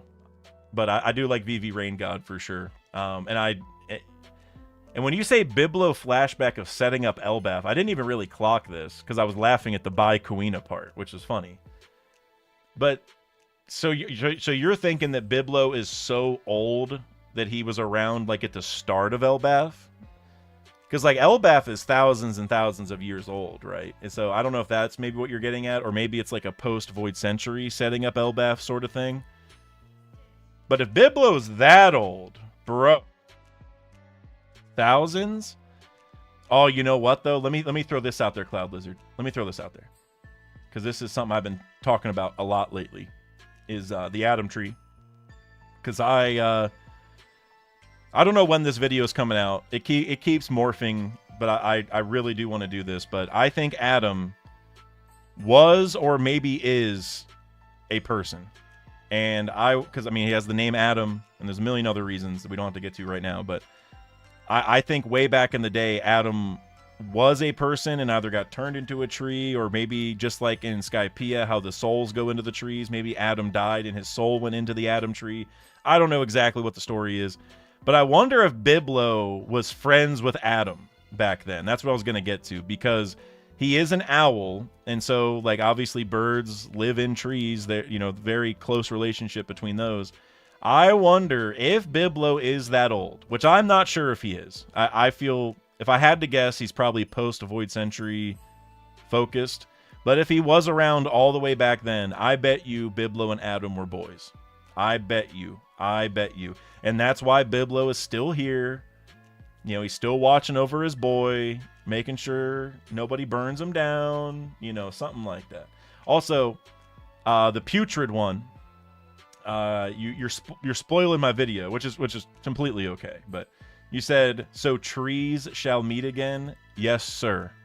Yes, sir. That's exactly it. Adam and Eve are the ones who need to meet again. Now, there may be other people. I think there's a very good chance that the they who meet again may be like several layers of people, because maybe like with the reincarnations and throughout the story, there may be multiple. But I think Adam and Eve are the main ones. I'm starting to think, because we know Adam's old enough to be there for all the different worlds. If they're trees, they can't move. So there's a lot there. That video, I'm telling you, is going to be big time. I got to figure out how to frame it, because I have the script mostly done, but it's just tough, man. Making videos is tough sometimes. But yeah, it's the trees, bro. It's the trees, I'm telling you. I'm telling you it's the trees. All right, let me go back to the rest of the Super Chats so I don't get too far behind, because that will happen. Mr. Bushido for €2. Looks like Nami Alabasta. I can't speak. Looks like Nami Alabasta outfits that Sanji picked out. There we go. Are you saying that like ZAZA's outfit looks like that outfit? You're right. You're actually right, for sure. Let me look that up, but based off my memory, you're right. Yeah. I mean, in like, it does not, well, not that much, I guess. Because like she has like a really long like robe on, but I'm mostly confused, not confused, but the face covering is maybe the most interesting part. Yeah, I mean, it doesn't look that similar. I get what you're saying, but it's not that close. I mean, when I look at ZAZA, I just see Wano.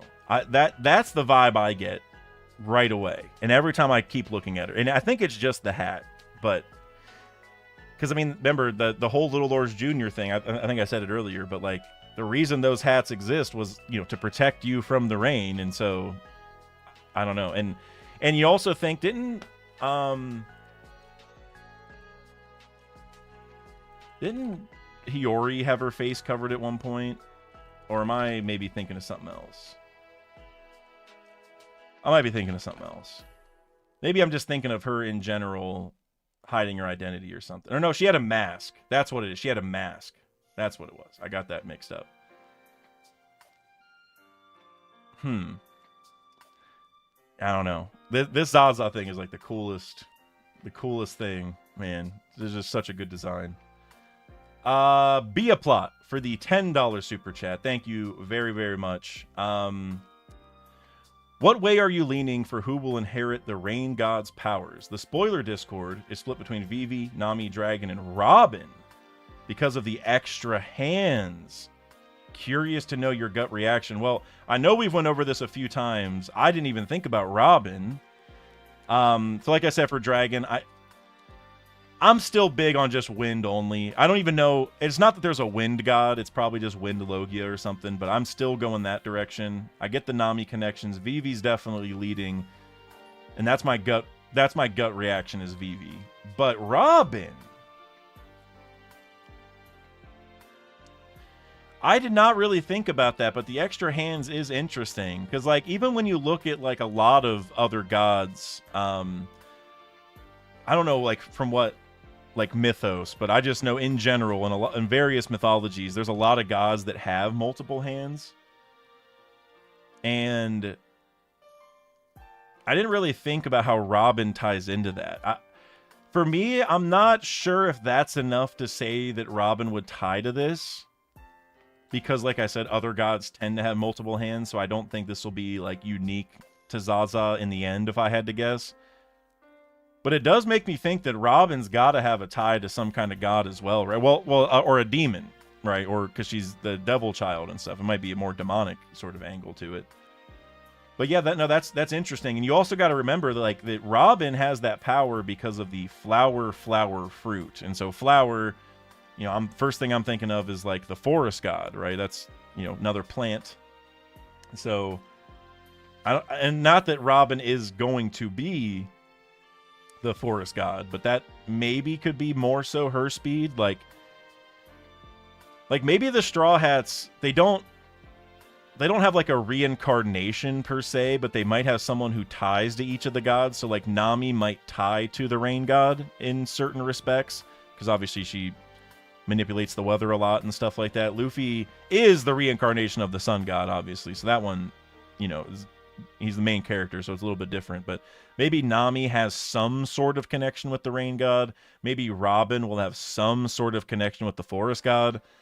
And then, I don't know, Zoro has a connection with... Now, Zoro wants to be king of hell, so maybe his isn't a god. I don't know what Zoro's tied to. Asura still confuses the hell out of me. I mean, it's probably Asura. That's probably the guy that he is tied to. There's probably a demon or a god named Asura. Sanji is probably...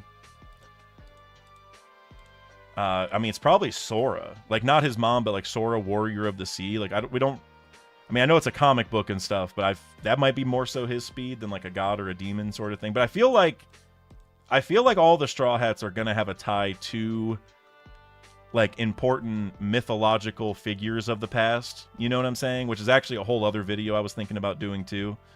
Like Zoro and Asura, Sanji and Sora. I had a couple other ones that weren't ZAZA or anything for the other Straw Hats. Now I gotta throw ZAZA in there, but I do think they're all going to have some kind of tie to one, so maybe Robin's more the forest god. I think that could make some sense for her. Because also in the mural it said the forest god tamed demons, and Robin being the demon child or whatever, right? Might make sense for her to have a connection there. So I don't know. Overall, though, to answer your question, I'm definitely leaning Vivi for the rain god, but I definitely see where everyone else is coming from with the other ideas. Knack Talk, my guy, with the Canadian $2. Next chapter focuses on the chicken wings of the Pirate King. I did see some memes about that, which I thought were hilarious. The chicken wings of the Pirate King after, you know, they got cooked a couple chapters ago, or two chapters ago. Which I think that's hilarious. But I do agree. Well, I think the next chapter is gonna... Honestly, it'll probably end with Luffy coming in with a giant fist and punching ZAZA. It'll probably be the end. It'll be like, remember in Egghead when Luffy came in and grabbed Kizaru at the end of the chapter, and like he saved him from hurting Usopp or whatever? It's gonna be a similar vibe where Luffy comes in at the end and stops ZAZA, I think. But honestly, now that I think about it more, Luffy should actually probably go right for Emu, right? And let Sanji handle ZAZA. Because, like, yes, stopping ZAZA would help a lot. And maybe that is where Luffy goes, because maybe Loki's, you know, keeping Emu busy. But Emu also needs stopped. So I don't really know now that I think about it. But I do agree with you, Knack, that the next chapter needs to have a big focus on what the chicken wings, so to speak, of the Pirate King are doing, because even the end of the chapter was about them, right? They're like, hey, don't screw up. and they're both already hurt and got cooked by Emu once, right? So I think Oda's definitely trying to give them a little bit of shine, and then Luffy's going to come in like, hey, thanks for holding down for me, guys. I got it from here. You know, very kind of typical One Piece. So I think you're right. Guardian Tree with the $5 super chat. Appreciate you, Guardian Tree. Will Sanji... Oh, good point. Will Sanji be able to fight ZAZA as it looks like a woman? Very good point. I wonder, because like, but ZAZA is also like not real, you know what I mean? But I don't know if that'll matter to Sanji. I really wonder how that'll go down. I really don't know. Honestly, I feel like, yeah, he probably won't want to hit her. He'll probably try to do something else. Honestly, I don't know what it'll be. Maybe he compliments her and she like blushes and he like woos her out of it. I don't know. That's a good point. Chopper Forest God opponent then. Also, we are 100% going to see Gear 6 Luffy with a white halo. As far as the Chopper Forest God situation, if it's kind of tough because like what connection does Sanji have to the Rain God, right? And then he's showing up here to solve this. I don't feel like he really does. So I don't know if Oda is really like merging the gods with who we think their counterpart should be. You know, I don't know. I mean, maybe Nami ends up having a big role here too, and you know, so Nami does end up stopping the Rain God. So there is like a little bit of a, you know, a little through line there, like maybe it's not that Nami has ties to the Rain God from the past, but she has ties to like the Rain God's enemy. Like maybe Nami's related to the person who stopped the Rain God, and that's, I don't know, maybe that's where this is going. So yeah, I would say maybe. If Sanji ends up figuring out the Rain God thing by himself, then probably not. The Chopper wouldn't need to fight the Forest God then, but if Nami steps up and solves this, then maybe it should be Chopper who figures that out. Maybe that would make sense. And then you also said about the Gear 6 Luffy with a white halo. I mean, that would be cool. I can definitely see why people would start thinking that for sure with everything we're seeing. Like for me, I would doubt that it's like a permanent power up. Like maybe there's a one-off moment where he grabs it and he gets a power up, but I'm not sure. Because like think about like Nightmare Luffy. I think we could have a Nightmare Luffy situation like that, where it's just a one-off thing to get him out of this moment, and then, you know, then he just goes back to normal after that. That I could see, but I and again, maybe it's just me. This is my personal take. I don't. This isn't that it's likely, but this is just how I see it. Is like, kind of like I said with Luffy. Like if he gave all of his crewmates these halos and they got powered up, it sort of cheapens them. I feel like it's the same thing with this, because like even Nightmare Luffy, like if Luffy got to keep those shadows forever, he's just too strong, too quick, and like he's really getting that power from other people. It's not even like him. Like those shadows don't even want to be in there, which that's a whole other angle to all this, but like it makes sense that he didn't keep the power up because he'd be too crazy, right? It was a one-off fun thing. I feel like that's what would happen.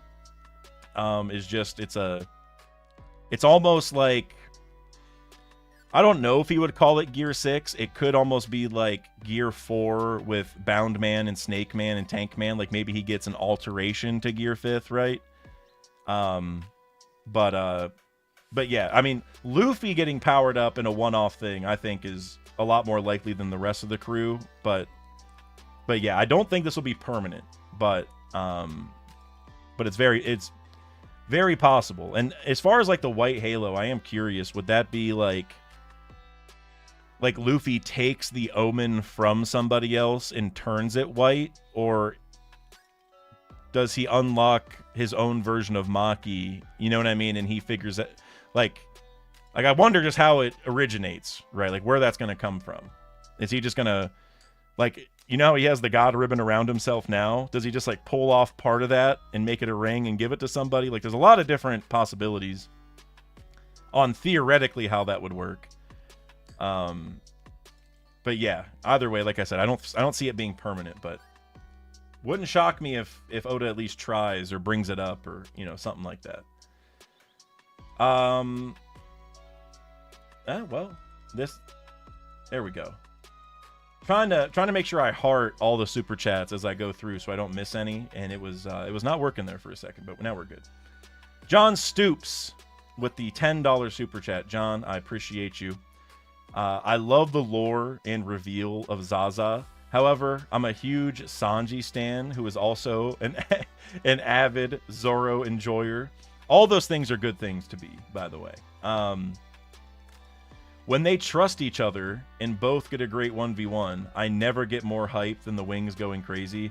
I agree. Like, I can probably count on one hand, like well, I guess it really depends how you broke it down, but among all the tropes in One Piece, like when Oda like builds up a moment for certain characters or certain groups in the story or whatever, building up moments for the wings of the Pirate King is near the top for me too. So I completely get what you're saying. Like, you go back to like Wano, when Sanji is fending off King and Queen while Zoro's healing, and then Zoro heals and they, you know, fight him for a little bit, and then they split up, and then Sanji even calls Zoro in the middle of his fight and is like, hey, put me down if I'm acting like a madman or whatever after this. And like that, because like the point of it is they're trying to figure stuff out to help Luffy. It's like, we got to take as much like of the brunt of the situation as we can so that Luffy has less to deal with, because Luffy's always, you know, battling the big bad, right? So these little moments where with Zoro and Sanji are all, I completely agree with you. Like, few things get me as hyped as when the wings are balling out and surpassing them, like their limits to help Luffy. That's always near the top. So I hope this next chapter is filled with that. And I mentioned this in the reaction, but the fact that Zoro's leaving the Rain God area and Sanji's going to it, like they're swapping for some reason, even that gets me excited, because it tells me that Oda has something significant in, like, you know, in store. Because like, otherwise, why not just leave Zoro there and have Sanji stay where he's at and they'll figure it out? No, like, Oda wanted them to swap places, and so there's a reason for it. It's going to be amazing. So yeah, like, kind of like you're saying, that the ZAZA reveal is amazing, and I love it. But I'm almost more excited just to see the wings' reaction to this, right? Like how they, well, Sanji now because he's going there, but how they sort of figure it out. I think that is like the most exciting element of it. Real quick, I just want to, before, I know I have a lot more super chats, but I did see this. Darius Legacy in the chat. He said, "Have you heard the theory that Biblo is Louis Arnott?" I don't think so, but I love that. That's like the best Biblo theory I've heard. Maybe somebody has mentioned it and I just don't remember. But I love that. I saw that, had to mention that one. I love that. My only question would be, like, you know, Louis Arnott obviously went around to different islands, so we'd have to figure that element of it out. But I love that part. I love that whole idea. It may not be that he is him. Maybe he just, like, met him, right? But I love that. I love that. That's a fire theory. Even if it doesn't end up coming true, that's a fire theory. Be a plot for $5. Theory that the reason ZAZA is feared by celestial dragons is that a mythic zone ZAZA is immune to the sea. That's interesting. Would put Vivi and Nami unknowingly having a fruit in play. Yeah, so that's interesting. Like I wonder what being immune to the sea kind of means. Like if ZAZA were to get thrown in the ocean, like, is it just that... Well, I was going to say, is ZAZA freshwater? Because, like, rain coming from the sky, that's going to be freshwater, right? Is it that ZAZA is freshwater, and if you put ZAZA in salt water, like ocean water, then ZAZA is cooked? Well, I really doubt that because like devil fruit users are weak in fresh water too, right? It's not just that they're weak to the like salt water, it's any water. So in that aspect, like if you threw ZAZA into the ocean, like is ZAZA weak to other bodies of water? But even that kind of feels weird because like if you're the rain god, you're going to make it rain a ton. It looks like at least here ZAZA's made of water, so it's like it would be kind of weird if you drowned it ever. Right? Like you shouldn't even be able to, I would think. So, or if you throw ZAZA into the ocean, does ZAZA like merge with the ocean and they just become one giant body of water? Like imagine Pizarro, but in water, right? Where Pizarro becomes one with the whole island. Is it the reverse? Like I really don't know. I genuinely don't know. So that's a really good point that like maybe ZAZA really does screw with the water weakness element, right? So it's like extra scary for that reason. And you know, this made me think of one other thing, Be a Plot, and everybody in the chat too. Remember how God Valley had 9 devil fruits, 7 that we don't know about? It was originally 6. And then whenever we did God Valley with rocks, there was 9. Oda just added 3 just because he felt like it.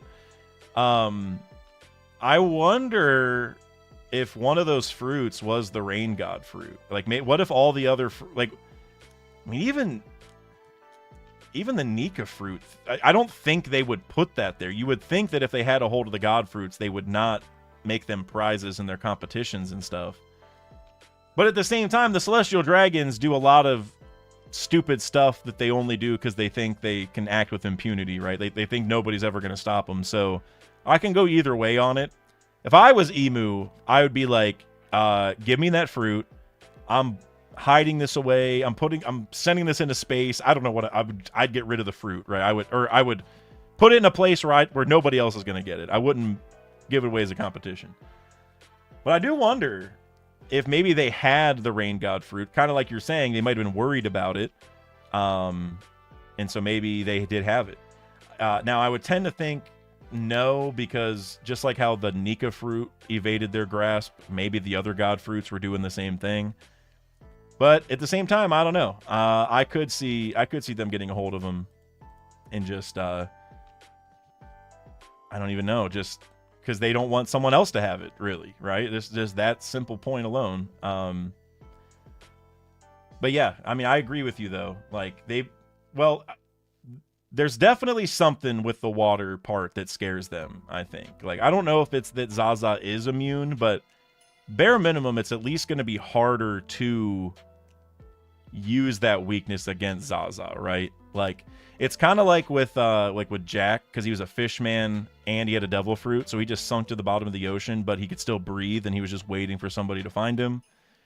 ZAZA might do the same thing, maybe, but yeah, point is, I don't think they can kill ZAZA by throwing her into the ocean, so that's a very good thought. Very, very good thought. Isaac Gavey, 7762, with the $2 super chat. I'm still hoping for Summers versus Sanji.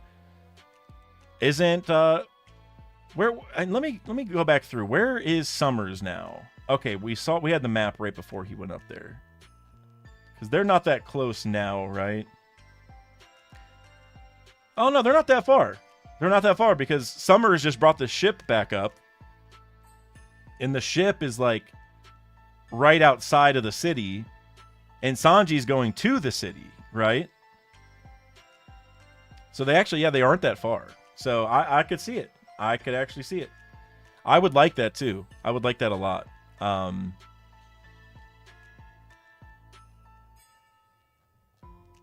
Yeah, I mean, somebody's got to take care of that guy. Summers, I mean, all the God's Knights are scum, right? I mean, maybe save for Gunko because of the brainwashing and whatever, right? Maybe put a little asterisk, but like obviously they're all scum. But Summers has really stood out as like unforgivable scum. Like, I mean, they all are, but like he's just another level. He's got to be the worst. The way he's laughing at the kids and parents suffering, like, my God, somebody's got to take this guy out. So hopefully it's Sanji. Hopefully it's sooner rather than later. Yeah, I would. Like I said, somebody's got to cook them. Debus with the Canadian $7. If Dragon does have a female rain goddess fruit, that would be on theme with a lot of the revs being gender ambiguous or androgynous. That is true that a lot of them are that way. That is a good point. That is a good point. Because, like, I mean, you even have, like, obviously New Kama Land, they're all, you know, aligned with the revs. So that, honestly, that is pretty interesting to think about.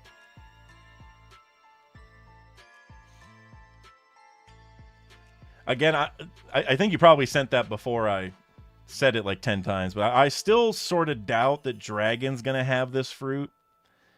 But that would fit. It out of all the pieces of evidence I've heard, I feel like that's actually one of the better ones that it's to create or to continue that kind of theme with the revolutionaries, right? Yeah,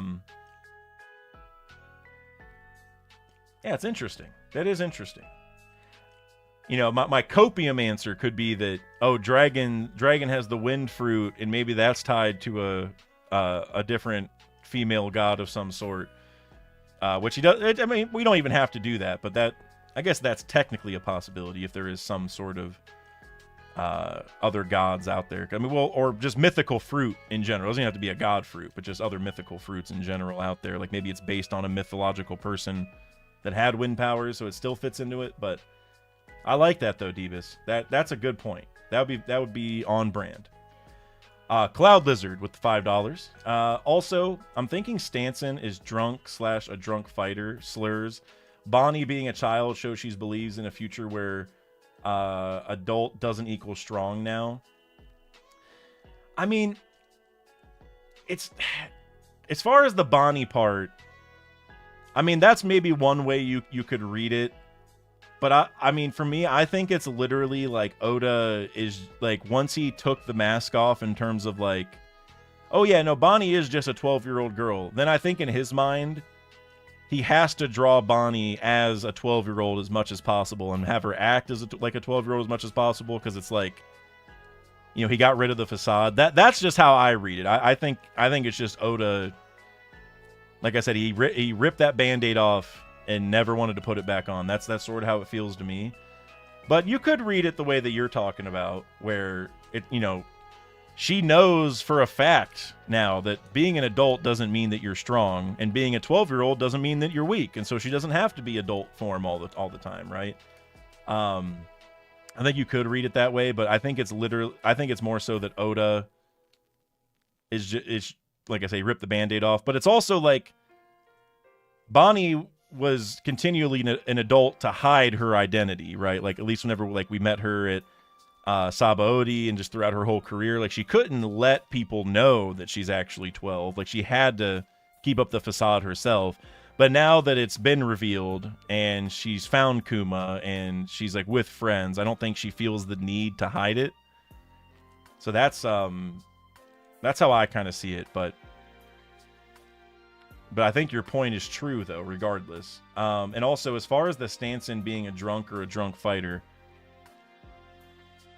I'm curious, not that I necessarily disagree, but I'm curious what makes you think that. Because, like, I don't see him drinking in this panel necessarily. I don't know if there's other stuff from, like, his Viver cards or anything that talk about him drinking a lot, but I do like that. Because, remember, we also saw that a little bit with like, Kaido, with the... I forget exactly what he called it, but he had like a drunken attack style, right? And so that is a thing in One Piece in general. So I think it'd be very cool to see someone else do it. I would actually really like that. All right, let's see what the next one is here. Rapo with the £2 super chat. Biblo's eyes equal Mihawk / Emu eyes. Might say something. Yeah, let me go look at that. Yeah, he does. He has the double ringed eyes for sure. For sure. Now, obviously, we don't know what color they are. Well, have we seen him in the anime yet? I didn't watch the last episode, which I heard was good because that we meet Loki, right? I believe. I don't think we've seen him yet. I doubt that they're gonna be red, But I mean, honestly, they're probably yellow to parallel Mihawk, because remember Mihawk, I mean, the point is he has like the eyes of a hawk, right? Hawkeye. And so now we have a bird here with double ringed eyes. It probably look like Mihawks, even though in the colored manga they're red. So maybe they should be red for that purpose. But most of the time we think of like yellow-ish for Mihawk's eyes. So maybe that's what Oda's gonna do. But that's a good catch, Repo. I like that a lot. I really like that. Green Owl with the $5 super chat. Let's see. On a Fishman Island panel with Kami's mermaid friends, one named Nika and one is named Nika, and later there's a Fishman with a ZAZA shirt, and the other two god names are definitely around those pages. I will have to go look at that, because I know there's there's that panel with like the mermaid quintuplets, and it's like Nika, Nika, like Sanka, Yonka 2. I can't remember exactly what they all were, but I thought that's what you were going to talk about. Well, I think you are with Nika, but then you said there's a Fishman with a ZAZA shirt. So yeah, maybe Oda put all the gods' names in quick succession, but like in different ways, and he hid them through the pages, sort of. I'm going to have to go look at that, Green Owl. I'm going to have to go look at that. So if they said one, then one's on a shirt, I bet you one's on a building, and then another one's going to be... I don't know, and it doesn't even have to be this, but I'm just guessing that Oda would pick a different medium for each of them. One shirt, one said out loud, one on a building makes the most sense. And maybe one would be like a pet's name or something. I don't know. I'd have to think about that. I love that, though. I am definitely going to go check that out. If anybody who is regularly in the Discord knows what Green Owl is talking about, let me know what chapter it is, or chapters, so I can go and triangulate, because I want to look that up. I want to go reread that, because there's a lot of times in One Piece, as you guys know, that once some crazy stuff happens, and then you go back and reread something, and you recontextualize the scene, you come out with like way more takeaways than you ever had, you know, when you first watched it. So I would love to know around where I should be looking for that, because I think there's something. Also, I'm trying to refresh because the chat wasn't loading and it's not working. So yeah, let's see. All right. Okay, I'm back. I'm back. Well, I never left, but I couldn't see what you guys were saying, so it felt like I was gone for a second. Let me just pull up the regular chat. All right, I'm back. All right, now I can see everything. Yeah,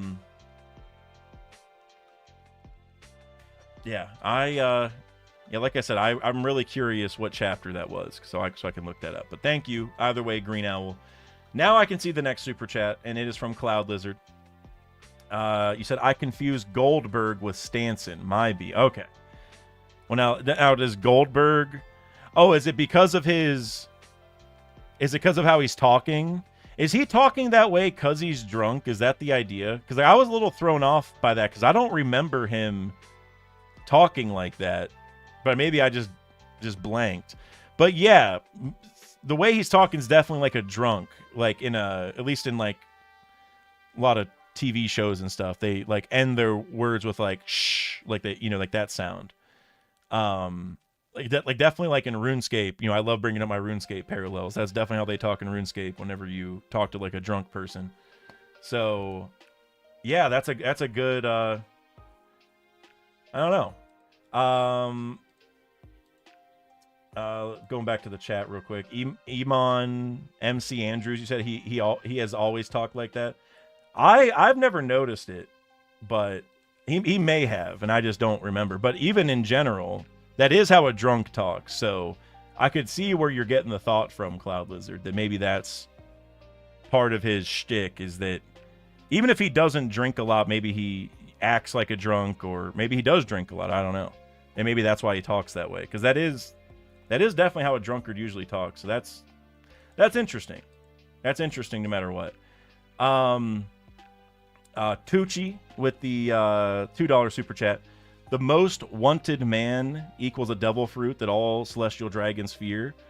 I think that's a decent way to put it for the dragon thing. I mean, honestly, as far as like all celestial dragons fearing them, maybe it's just me, but I think that like the celestial dragons are afraid of all of the four gods, right? They're afraid of Nika too, because like we saw literally, because like because even right here, you can hear Killingham saying, "We always heard stories not only about the D clan and Nika, but also the rain god." So it's like, I think they all fear all of the gods. So I see what you're saying, but I don't know if it applies that strongly, just because, like I said, they're afraid of all of them. This chapter is mainly focused on the rain god, but I think I don't know if the rain god is necessarily a tier above the others. You know what I'm saying? For Killingham, she is. But for the celestial dragons in general, it's probably, random ones pick their most feared one or whatever. But either way, it's an interesting thought nonetheless, for sure. And I would also throw in there, and I'm sure you already know this, but I'll just mention it anyway. Obviously, the reason that Dragon's the most wanted man that we're led to believe is because of the Revolutionary Army, right? And so the devil fruit part of it could certainly be a factor, but I feel like the reason he's the most wanted is, his literal direct target is the celestial dragons, So I would tend to, not buy into that, but it's a good connection nonetheless. And I can tell because you got 8 likes on the on the super chat. I love going through these now, and I can get a gauge for like how many other people were thinking the same thing or whatever by how many likes it has, or if they're funny or whatever. So you got 8 likes, including mine. So I know people think you're cooking. So I wouldn't rule it out, but I tend to think they're just all the gods are equally feared, I would say. Time Lord with the $2 super chat. Kizaru is the ZAZA dealer. He finds the fruit. I mean, Kizaru's definitely the ZAZA dealer. All right. Definitely. Among the celestial dragons, or the government, I should say, and the Marines, he's definitely the ZAZA dealer. Him and Green Bull have a whole operation. I'm telling you. Him and Green Bull. Look, Oda knows what he's doing, all right? Look, Kizaru definitely put a good word in for Green Bull to become an admiral for a reason. Kizaru didn't put it, and we don't actually know that Kizaru put a good word in for him, but let's just assume he did. We know why Kizaru was vouching for him. We all know why he was doing that. Everyone knows. Yeah, they got a whole operation going on. It's crazy. But real talk though, I am very curious what Kizaru does next, because like obviously he's teetering on either side, like with how everything went down in Egghead. So I am curious, is he gonna give up the ZAZA and go to Nika, or is he sticking with the ZAZA? We'll see. John Stoops with the $5. Zoro and Sanji took different caliber attacks, I think. Zoro got a small omen shot at him. Sanji took a big exploding omen kick from Imu directly. It's kind of hard for me to say, because it's like they'd have to be like, if you were to say they're just different caliber in general, maybe, but I don't know if they're, and it just my opinion, but I don't know if they're a big enough caliber of difference to warrant this, where Zoro's like untouched, and Sanji, who has like an exoskeleton and can heal quickly, like he can bend his body back into place and all this, right? I don't know if the attacks were different caliber enough for this. Just my 2 cents. Because I think Imu didn't gigantify before hitting Sanji, so he was the same size in both. So yeah, I would tend to think that just from Oda's perspective, he's gonna want the attacks to be the same caliber, just because he likes Zoro and Sanji to be roughly the same level a lot of the time. I mean, Zoro usually fights like the slightly tougher opponent, but usually they're roughly even.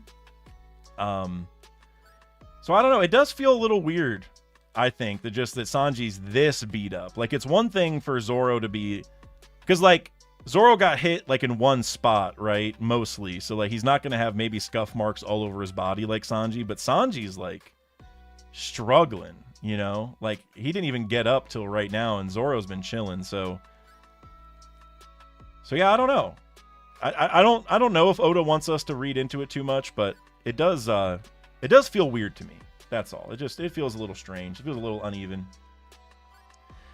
Baked Bread in the chat, you just said Brook will revive Gunko with the awakened soul fruit. Yeah, I just wanted to mention that because I do think Brook's awakening is coming, and with the Gunko mention, it would be really cool if he like if Gunko did die or was dying and he was able to save her in some way. I think that'd be great. Let's see. Bean Boy, member for 37 months. Zaza probably just looks like Storm from the X-Men.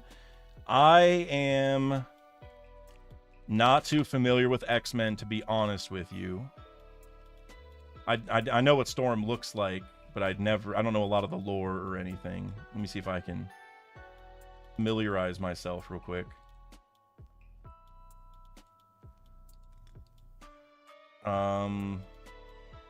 Aurora Monroe. That's a cool name.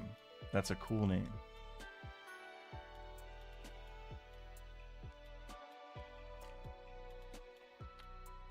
Let's see. She's able to control the weather and atmospheres. One of the most powerful mutants on the planet.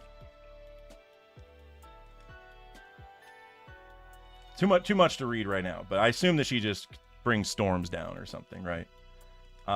Which it's interesting though, because with it being the rain god, it's like rain. I know a lot of people, like with the dragon thing and even this, like, normally, yes, storms come with more than just the rain, but since it's the rain god, I tend to believe that most of the powers are just going to be literally just rain, like make it flood. You know what I'm saying? Like, I don't think that the rain god, kind of going to the dragon thing, I don't know if the rain god's going to come with wind powers as well, or even lightning powers, like to make it storm. The vibe I'm getting is that it's just going to be rain, because kind of like with and honestly, this one's even more on point than like the sun god, because you think back to the sun god, like Luffy has no sun powers, he just stretches. It's like not even close to it. But this seems to be like literally just rain, which is I don't know. And now that I think about it, I suppose, well, I was gonna say, if you were to do a Nightmare of the Sun God, maybe it wouldn't come out like, like Luffy. Maybe it would come out like a guy who's like using fire and stuff. But we already saw the Nika Nightmare, and that wasn't like that. But then again, that was like a kid's version of it. And so maybe a Celestial Dragon's version would be more appropriate. I don't know. But yeah, my read on it is that Zaza is literally just going to have only rain, I think. Let's see. Alejandro Solis with the 30-month member message. 2.5 years, bro. Thank you so much. And actually, I don't even know if I said it earlier, but Bean Boy, that was your 37-month member message. So over 3 years, bro. Y'all, seriously, thank you. Thank you so much. You think Bonnie could transform into a future Zaza? Definitely. Definitely. Now, I think the issue for that happening right now would be that Bonnie doesn't have that much familiarity with Zaza, at least from what we understand, because, like, she learned all about Nika growing up through Kuma and stuff, right? So, like, Bonnie knew about Nika pretty well. And obviously, Bonnie got to meet Luffy, who was using Nika powers and all that. So, like, she had a really good grasp of what Nika was and how to, tap into that future. If she's just seeing Zaza for the first time, I think she definitely has the capability. I don't know if it'll come out as perfectly as her, like, Gear 5 version did. You know what I'm saying? Because I don't know if she... Like, this might not even be what Zaza's truly like. You know what I mean? Like, like this might be the Celestial Dragon's depiction of it, but maybe the real ZAZA is nothing like this. So that's why I'm kind of saying, like, I'm not sure if Bonnie has the right idea yet, you know, but she definitely could, like, eventually. She definitely, like, her powers would definitely, you know, open the door to that possibility. And I love that you even brought that up. ZAZA Bonnie, that'd be dope. ZAZA Bonnie would be very dope. I like that. I like that. Mr. Bushido with the €5. We see a devil fruit with a panda shark in a cover. We see Carrot with panda sharks in a cover. Carrot brings a devil fruit to Nami. Zoe, national treasure. Look, man, I for me, you can't take that much out of the cover pages. That's my big. And I know you're half memeing because you want to get the Carrot theory in there. I know, but you got to start somewhere else other than the cover, because like if it's a cover story, then you're cooking, because obviously it's canon. For these, I think the jury's still out on, you know, if these should ever be accounted for. Maybe it's just me, but because like, hey, maybe you're right. Maybe we can look at these cover stories and Oda's, you know, foreshadowing some things or whatever, or it could be the opposite, where Oda knows that these people aren't going to be relevant for a long time, so he wants to show them again just to, you know, throw people a bone. You know, it could be either or. So we'll see. I think all theories with Carrot getting a devil fruit, or like you're saying, like bringing a devil fruit to somebody, I feel like the Carrot devil fruit theories are 6 feet under. But I mean, I do think she's going to come back, but from the dawn of Carrot time, it's been, oh, Carrot's going to get the snow fruit in the tangerine trees, or I don't know, bunch of other theories, right? There's always been these Carrot devil fruit related theories, or like you're saying here, Zoe's national treasure could be one, and maybe Carrot will bring it. I think Oda's made his stance clear on Carrot, you know, so hey, we'll see. You know, if you're ever right about a Carrot thing, you're going to be the first person I mention. I'm pretty sure when I saw the cover page a couple weeks ago, I immediately brought up Mr. Bushido. So we'll see, man. We'll see. Cloud Lizard with the $2. Biblo is the friends of the seer that drew the mural. Okay. I like that one a lot. Because I love the Louis Arnault theory that I brought up earlier. That I can't remember. Was it Darius? No, I think Darius brought up a different one. I can't remember who it was. But somebody brought up, you know, there's been a lot of Biblo theories. But one that, you know, he could be Louis Arnault, which I liked. Maybe doesn't fit that cleanly, but I like it. Or, you know, him being like really old. Like I brought up him being friends with Adam. Love that. I don't know if that one's necessarily super likely either. But being friends with the person who drew the mural, that one I really, really like. Because I feel like Biblo is in the manner of like hundreds of years old, not thousands. I don't know. I think they said that he's centuries old. I think that's how they worded it. That he's been around for centuries or something. But because it could also be that, like, maybe, you know, it's a kid's drawing, like Ripley said. Maybe that kid giant grew up to be 400 plus years old. Biblo could be like 400 plus, maybe met that guy towards the end of his life, so maybe Biblo wasn't there when it was drawn, but he heard from the guy who did draw it. You know, there's a lot of ways to make this a little more realistic than some of the other ideas, you know. So I like that one a lot. That's a good one. That's a really good one. Because he's also the head of he's a librarian, right? Like he's been in charge of keeping documents from history, you know, keeping history together in general, right? That's his job, and that's what he did when the library was burning, by saving the books. So the mural, that's another important piece of history. It ties to the Harley texts, right? Which is you could probably find those in the library. So it would make sense that he would have a deep tie to that extremely important historical piece, right? So I actually, that might be my like leading Biblo thought now. I think that's a really good point. That's a really good point. Scuba 7236 with the $5 super chat. Another Biblo theory. I love these. More proof that Biblo the Owl could be Louis Arnault. In the novel The Hobbit, Bilbo is the writer of the entire story. I'm still thinking Mythical Zone Owl. That's cool. Wait, hold on. Really? Wait, isn't it Bilbo Baggins? Right, Bilbo Baggins. I forgot. Yeah, Bilbo Baggins. Bilbo and... Oh, you might be cooking too, man. You might be cooking too.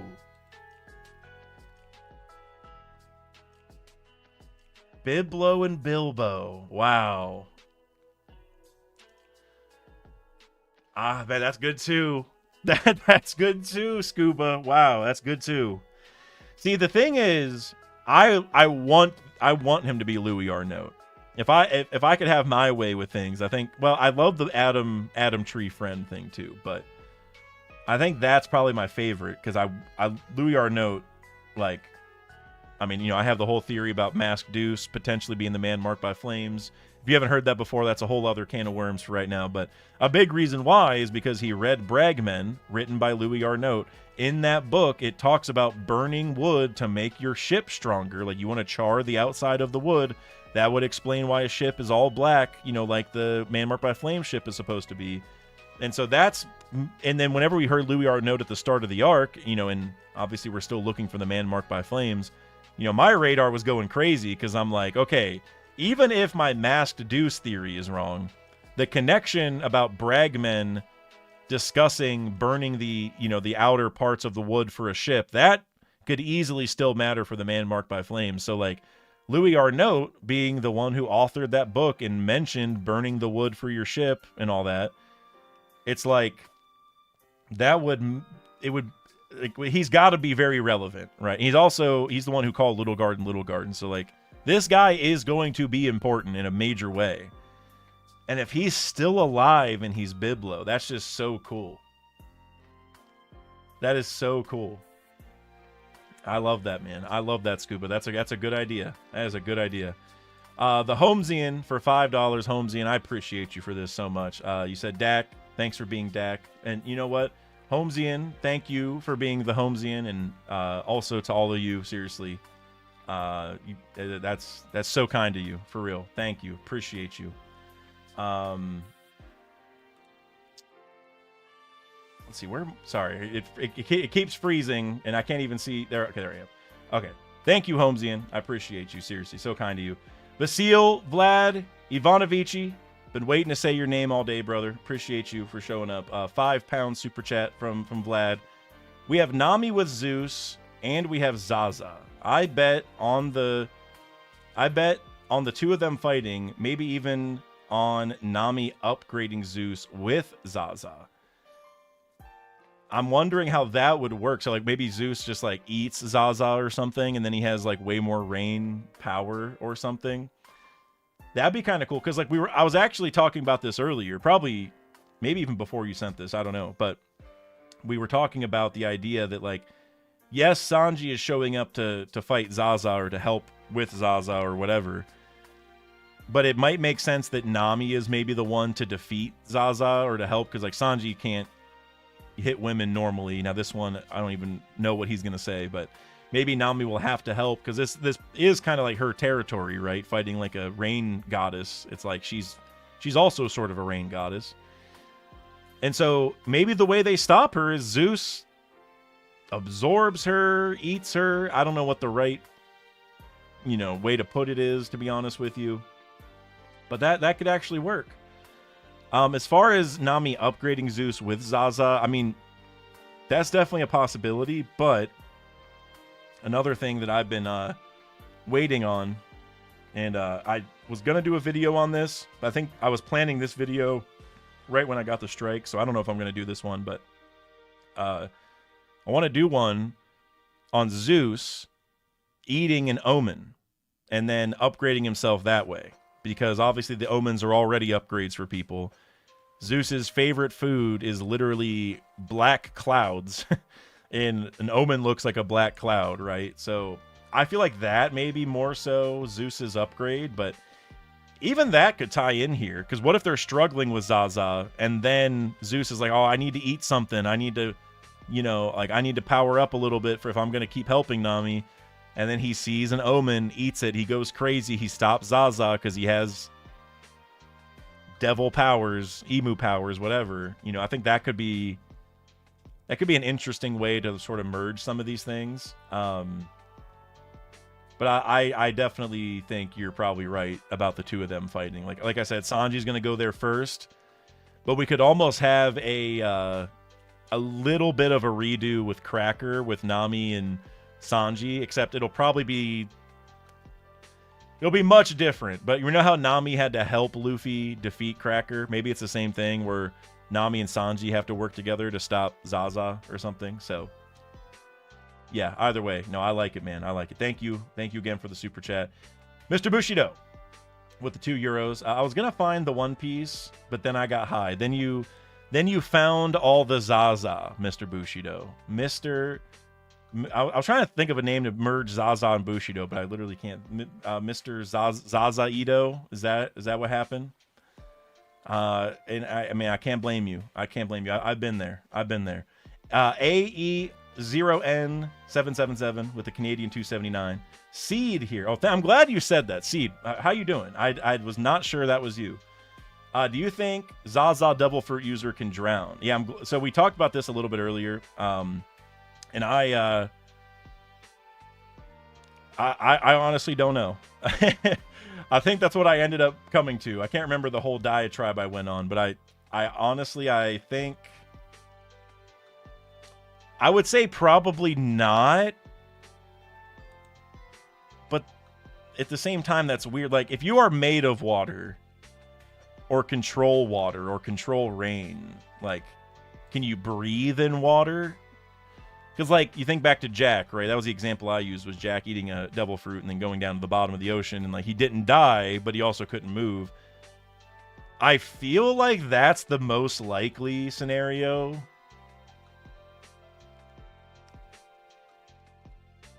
Yeah, I feel like they wouldn't drown. But I don't think they're also impervious to water. I don't think Oda would do that either. They're probably just like a fish man in water. That'd be my guess. But at the same time, if because it's not guaranteed, if the Zaza Devil Fruit user also turns into water like this, though,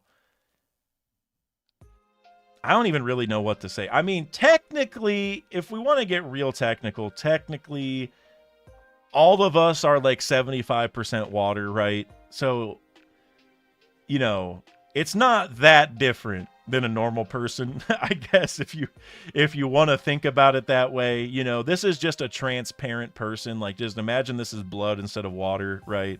So maybe... So I don't really know. I don't think they would drown, but like I said, I don't think they're impervious to water either. They probably just sink like a rock and just filter feed at the bottom or something. I don't know. Nick Ovento, member for 22 months. Nick, I appreciate you. And sorry I didn't message you before this. I did think about it. I was hoping you saw the @everyone that I did, because I know you asked about whenever the chapter releases or whatever yesterday. But I'm glad you made it. Thoughts on the Maki bullets that Zoro found? I genuinely don't know. I'm hoping some of you guys can give me some thoughts, because I mean, the main takeaway for me is that Imu is creating those, right? Like, Imu is turning his Maki into like a physical weapon, right? It's not just the flames and stuff that we see. It's like Imu is turning that into real weapons, right? Like, because I don't think the idea, and I might be wrong, but I don't think the idea is that Imu had the bullets like in his back pocket and whatever. I think he literally turned the Maki into the bullets. And I don't really know if we're supposed to read into it more than that. I'm going back and just re-looking at the panels of them fighting just to remind myself. Yeah, because you just like, he has the palm open, he just has the fire come out, and then Zoro gets hit. And it does say boo boo boom, and so I think that tells us that there was 3 bullets all along. And actually, if you look at the flames, there's 3 lines of fire sticking out of Emu's hand in chapter 1180 whenever he attacks Zoro. So I guess that was our sign all along that, like, you know, he did shoot 3 shots out of it. So yeah, he's just creating, you know, bullets out of nothing, apparently. And I don't know, one thing to maybe read into, I don't know if it's that important, but I think he said they're steel bullets, right? I'm trying to go find it again real quick. Let's see. But what's with those black flames? They turned into steel bullets and explosives. So the reason why steel bullets is kind of interesting is because we had the steel hearts, right? And like the God's Knights are magnetic. So is that a tie-in here? Like something with Emu creating steel out of thin air? Like, I don't know why steel in particular would be so important. So yeah, I don't really know. Next one, Mr. Bushido for €2. He said, Zoro looks covered in bandages. I, at least from what I'm looking at, I don't see a single bandage.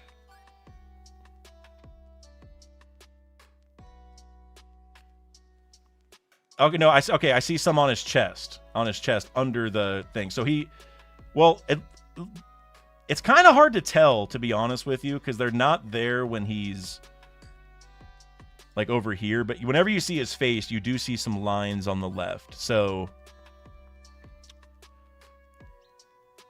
yeah, maybe it's not as obvious. It's a lot harder to tell because like those lines, like I could almost argue that that's just like some weird artistic thing, you know what I'm saying, that like they messed up on. But yeah, maybe those are supposed to be bandages because like you can see like the wrinkles and stuff too. But yeah, maybe those are bandages. You can't really see it on anything else. He doesn't look in pain anywhere else. Yeah, I don't know.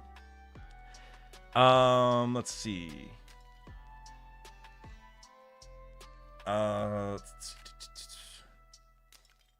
Cloud Lizard with the $2 super chat. Nika draws out gods with his drums of liberation. Yeah, so I wonder, I mean, well, we've seen the drums of liberation in a few places, so you could maybe argue that, like, that's not exactly happening, you know, like he's used them in other places, but now it's only Elbaf that they're showing up, so maybe that matters, which Elbaf is the place that like worships like a pantheon of gods, right? So it would kind of make sense that this is the place where the gods start showing up. But regardless, even if maybe Wano and Egghead don't really fit with what you're saying, I still like the idea, right? That like the drums of liberation bring the gods out. I think that is I think that's fitting. And and it makes me wonder what their relationship is, right? Because like I think it's easy for us to say like, oh, all the gods were friends and we're trying to build the same world and whatever, right?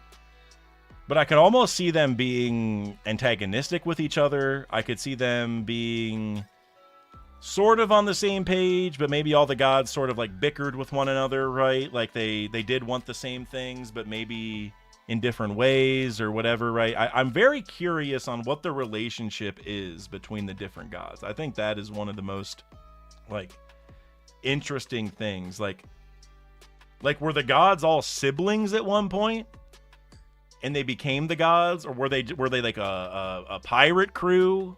And you know, like what is the story there? I really wonder.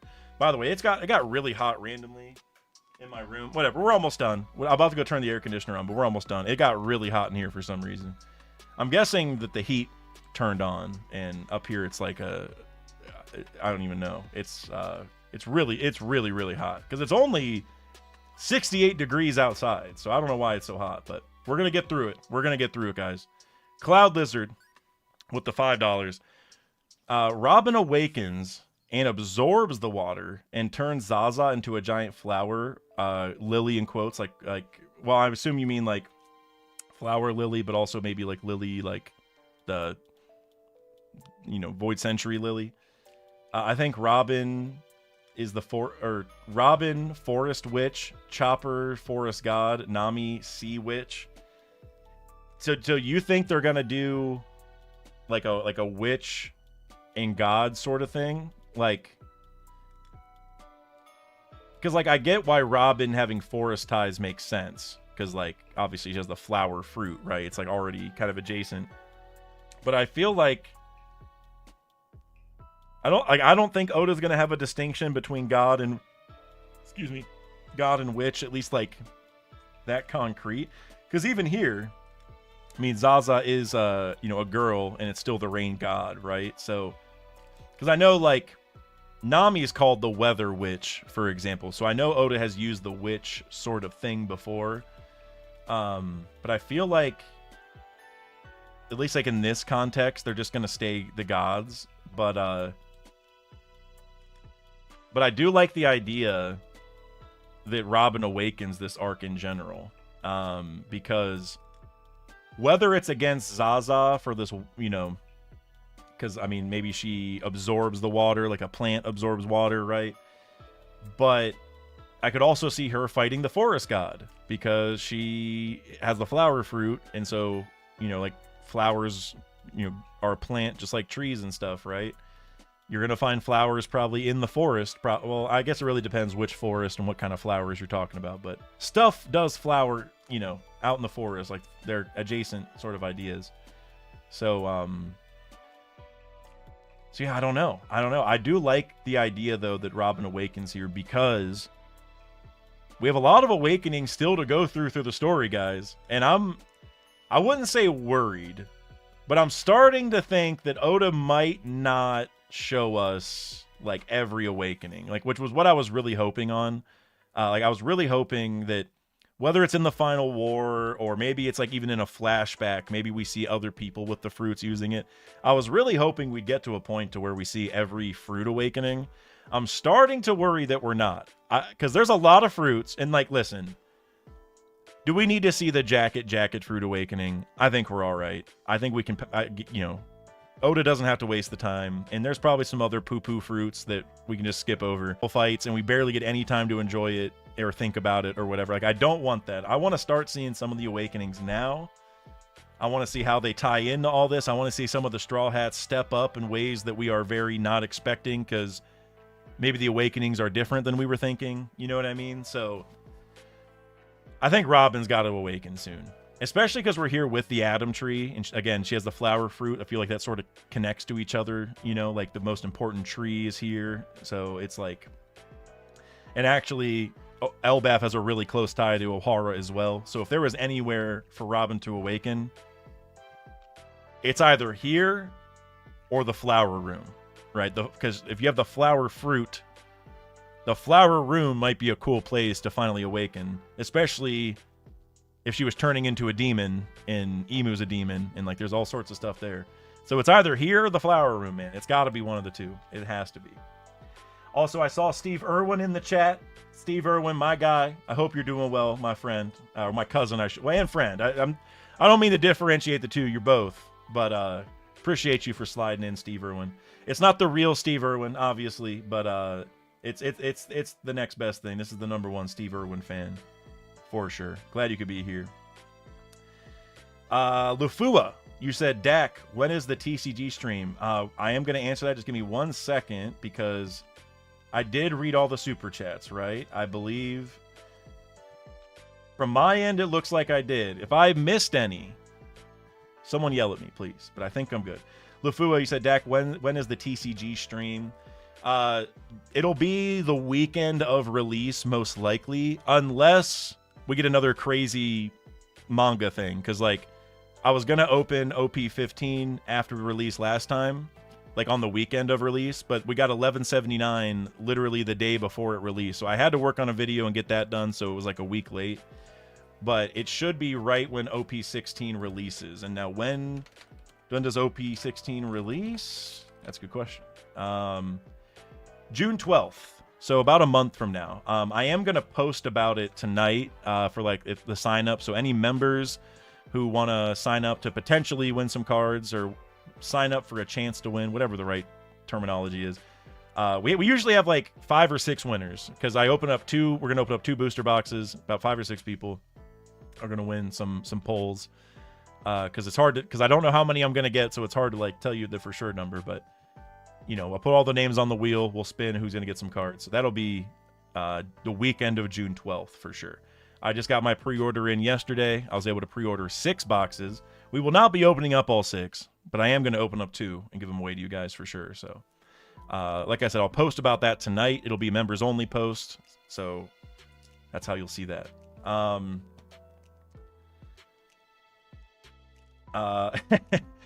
Infant 8 Infant said, "Wait, Steve's still alive. His spirit is definitely still alive. I'll tell you that much.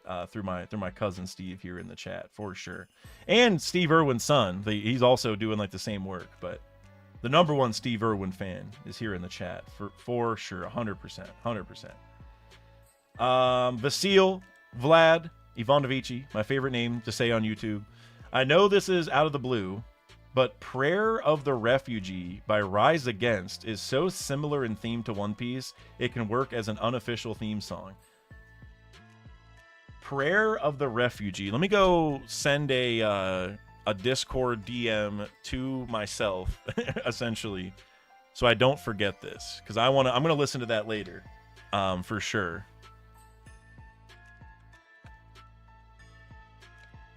Prayer of the Refugee. Yeah, I'm going to listen to that later for sure. Because I kind of said it with a few other things, but like, it's crazy to me how much real life is merging with One Piece in a lot of different ways. And I don't even know if I could go through the whole list, but there's just a lot of ways. And I feel like it's just kind of crazy that just certain themes are merging here. And so, yeah, I'm definitely gonna go check that out and see, you know, how well that fits as well. There's a lot, because I mean, Oda cooks. I mean, you all know this, but like Oda, like, he's on point with a lot of the themes and stuff he draws from. Like, it's crazy just with the way a lot of the world has gone. Not even just recently, but honestly the last while. And like Oda, there's a lot of themes in One Piece that tie to real life stuff very closely, man. It honestly is shocking sometimes, but I will definitely give that a listen later today. And I'll like look up the lyrics, because maybe it's just me. I like to think everybody has this problem, but like whenever I listen to a song, no matter what genre it is, I can't understand 80% of the words. You know what I mean? It sounds great, but I gotta like look up the lyrics to know what they're actually saying, like every time. So I'll definitely check that out, and I'll report back, Vlad, next time we do a stream. Which, speaking of the next stream, so today is Friday. It does hurt a little bit that this came out on Friday instead of Thursday, because that usually gives me an extra day to do some videos. But we also have a break week, which actually really helps. So my plan for this weekend is to pump out a video. I'm not sure what it'll be, but I think it'll probably be Pantheon of God related, like I kind of talked about. I'm gonna go do some research and see if I can come up with some other ideas on the names of the other gods, maybe what the story is between them, what their relationship was. I'm just gonna kind of think through this and talk about it in a video. But then once I do that video, because I gotta get that done, and I gotta work on some other videos, then we'll do a prediction stream like we've been doing. I really like those. Those are a lot of fun. I don't know what day that'll be. It'll be probably the day after I drop the video, I would imagine. But we're going to do another prediction stream, so make sure you guys tune in for that. Those have been a lot of fun, and I actually want to go ahead and, before we end this, bring up one. Nobody brought up the prediction, so I don't think anything crazy got predicted. But I do like bringing these up and just see if anybody got anything right. Technically I did, although I don't think you guys can see it right now. I'm kind of scared to even show you guys this. Oh, no, not that one, because I don't know what tab it's going to show right away. Let's see. Can I? Nope, not that one. I just don't want to get in trouble from Shueisha. Where is it at? No, not that one. Yeah, there we go. All right, so we got the predictions up here. So I technically got this one right. I said no flashback. I don't think we had any flashback, because I was I guess technically Sanji had one, so maybe I didn't. But I was mainly talking about like Emu related stuff. because it kind of looked like the way the last one ended. It was like Nidhogg, you know. I was like, I don't think we're gonna get a flashback yet. Not a big one, but nope, not that one. Nope. Well, great stuff with Gil. Said Robin continues to look for Biblo. And honestly, I mean, he's kind of right, but he's also kind of wrong because Robin found Biblo. But hey, still good call out for this prediction. Either way, Muhammad Milan and TJ, yo, you guys got this one. We see what's up with Summers and Killingham. Not the craziest prediction, but it's still cool. That's a good call out because we definitely did see exactly what they were doing. Still waiting for this to come true, guys. Loki hybrid reveal. Come on, like that I can't believe we haven't done that yet. Let's see.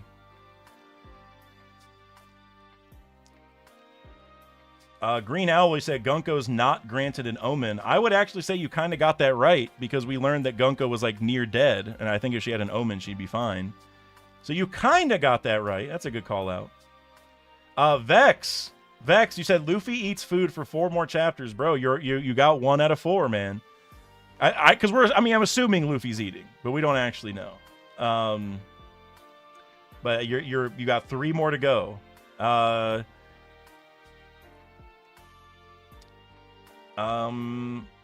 Nami vs. Summers hasn't happened yet, but you could definitely argue that with the Rain God stuff, Nami's gonna definitely get involved here shortly. Ayush Verma, Chopper is shown nursing the Giants in Zoro. You got half of it because we didn't see him nursing Zoro, but he probably did. But he was nursing everybody else, so that's a cool one.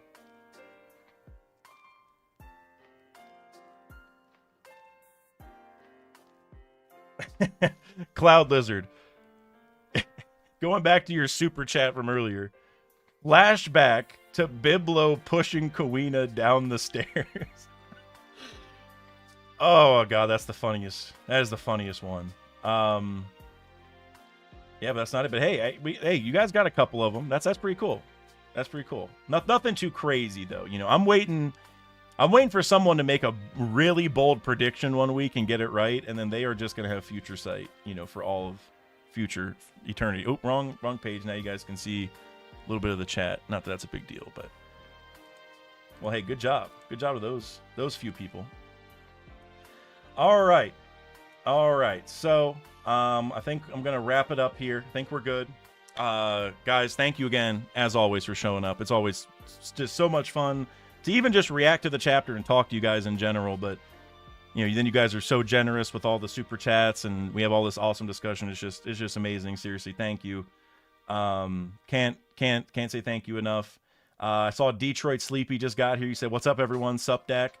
Detroit Sleepy, I appreciate you for coming here, but unfortunately, you did get here when Dak was feeling sleepy. You know, Detroit Sleepy to, I was gonna say Cleveland Sleepy, but I'm not that close to Cleveland. I'm just a Cleveland sports fan. But either way, yeah, I gotta get out of here. I gotta go get some stuff done and take a nap because I did not sleep very well last night. But then I gotta get some work done. So appreciate you guys as always for being here. Seriously, it means a lot.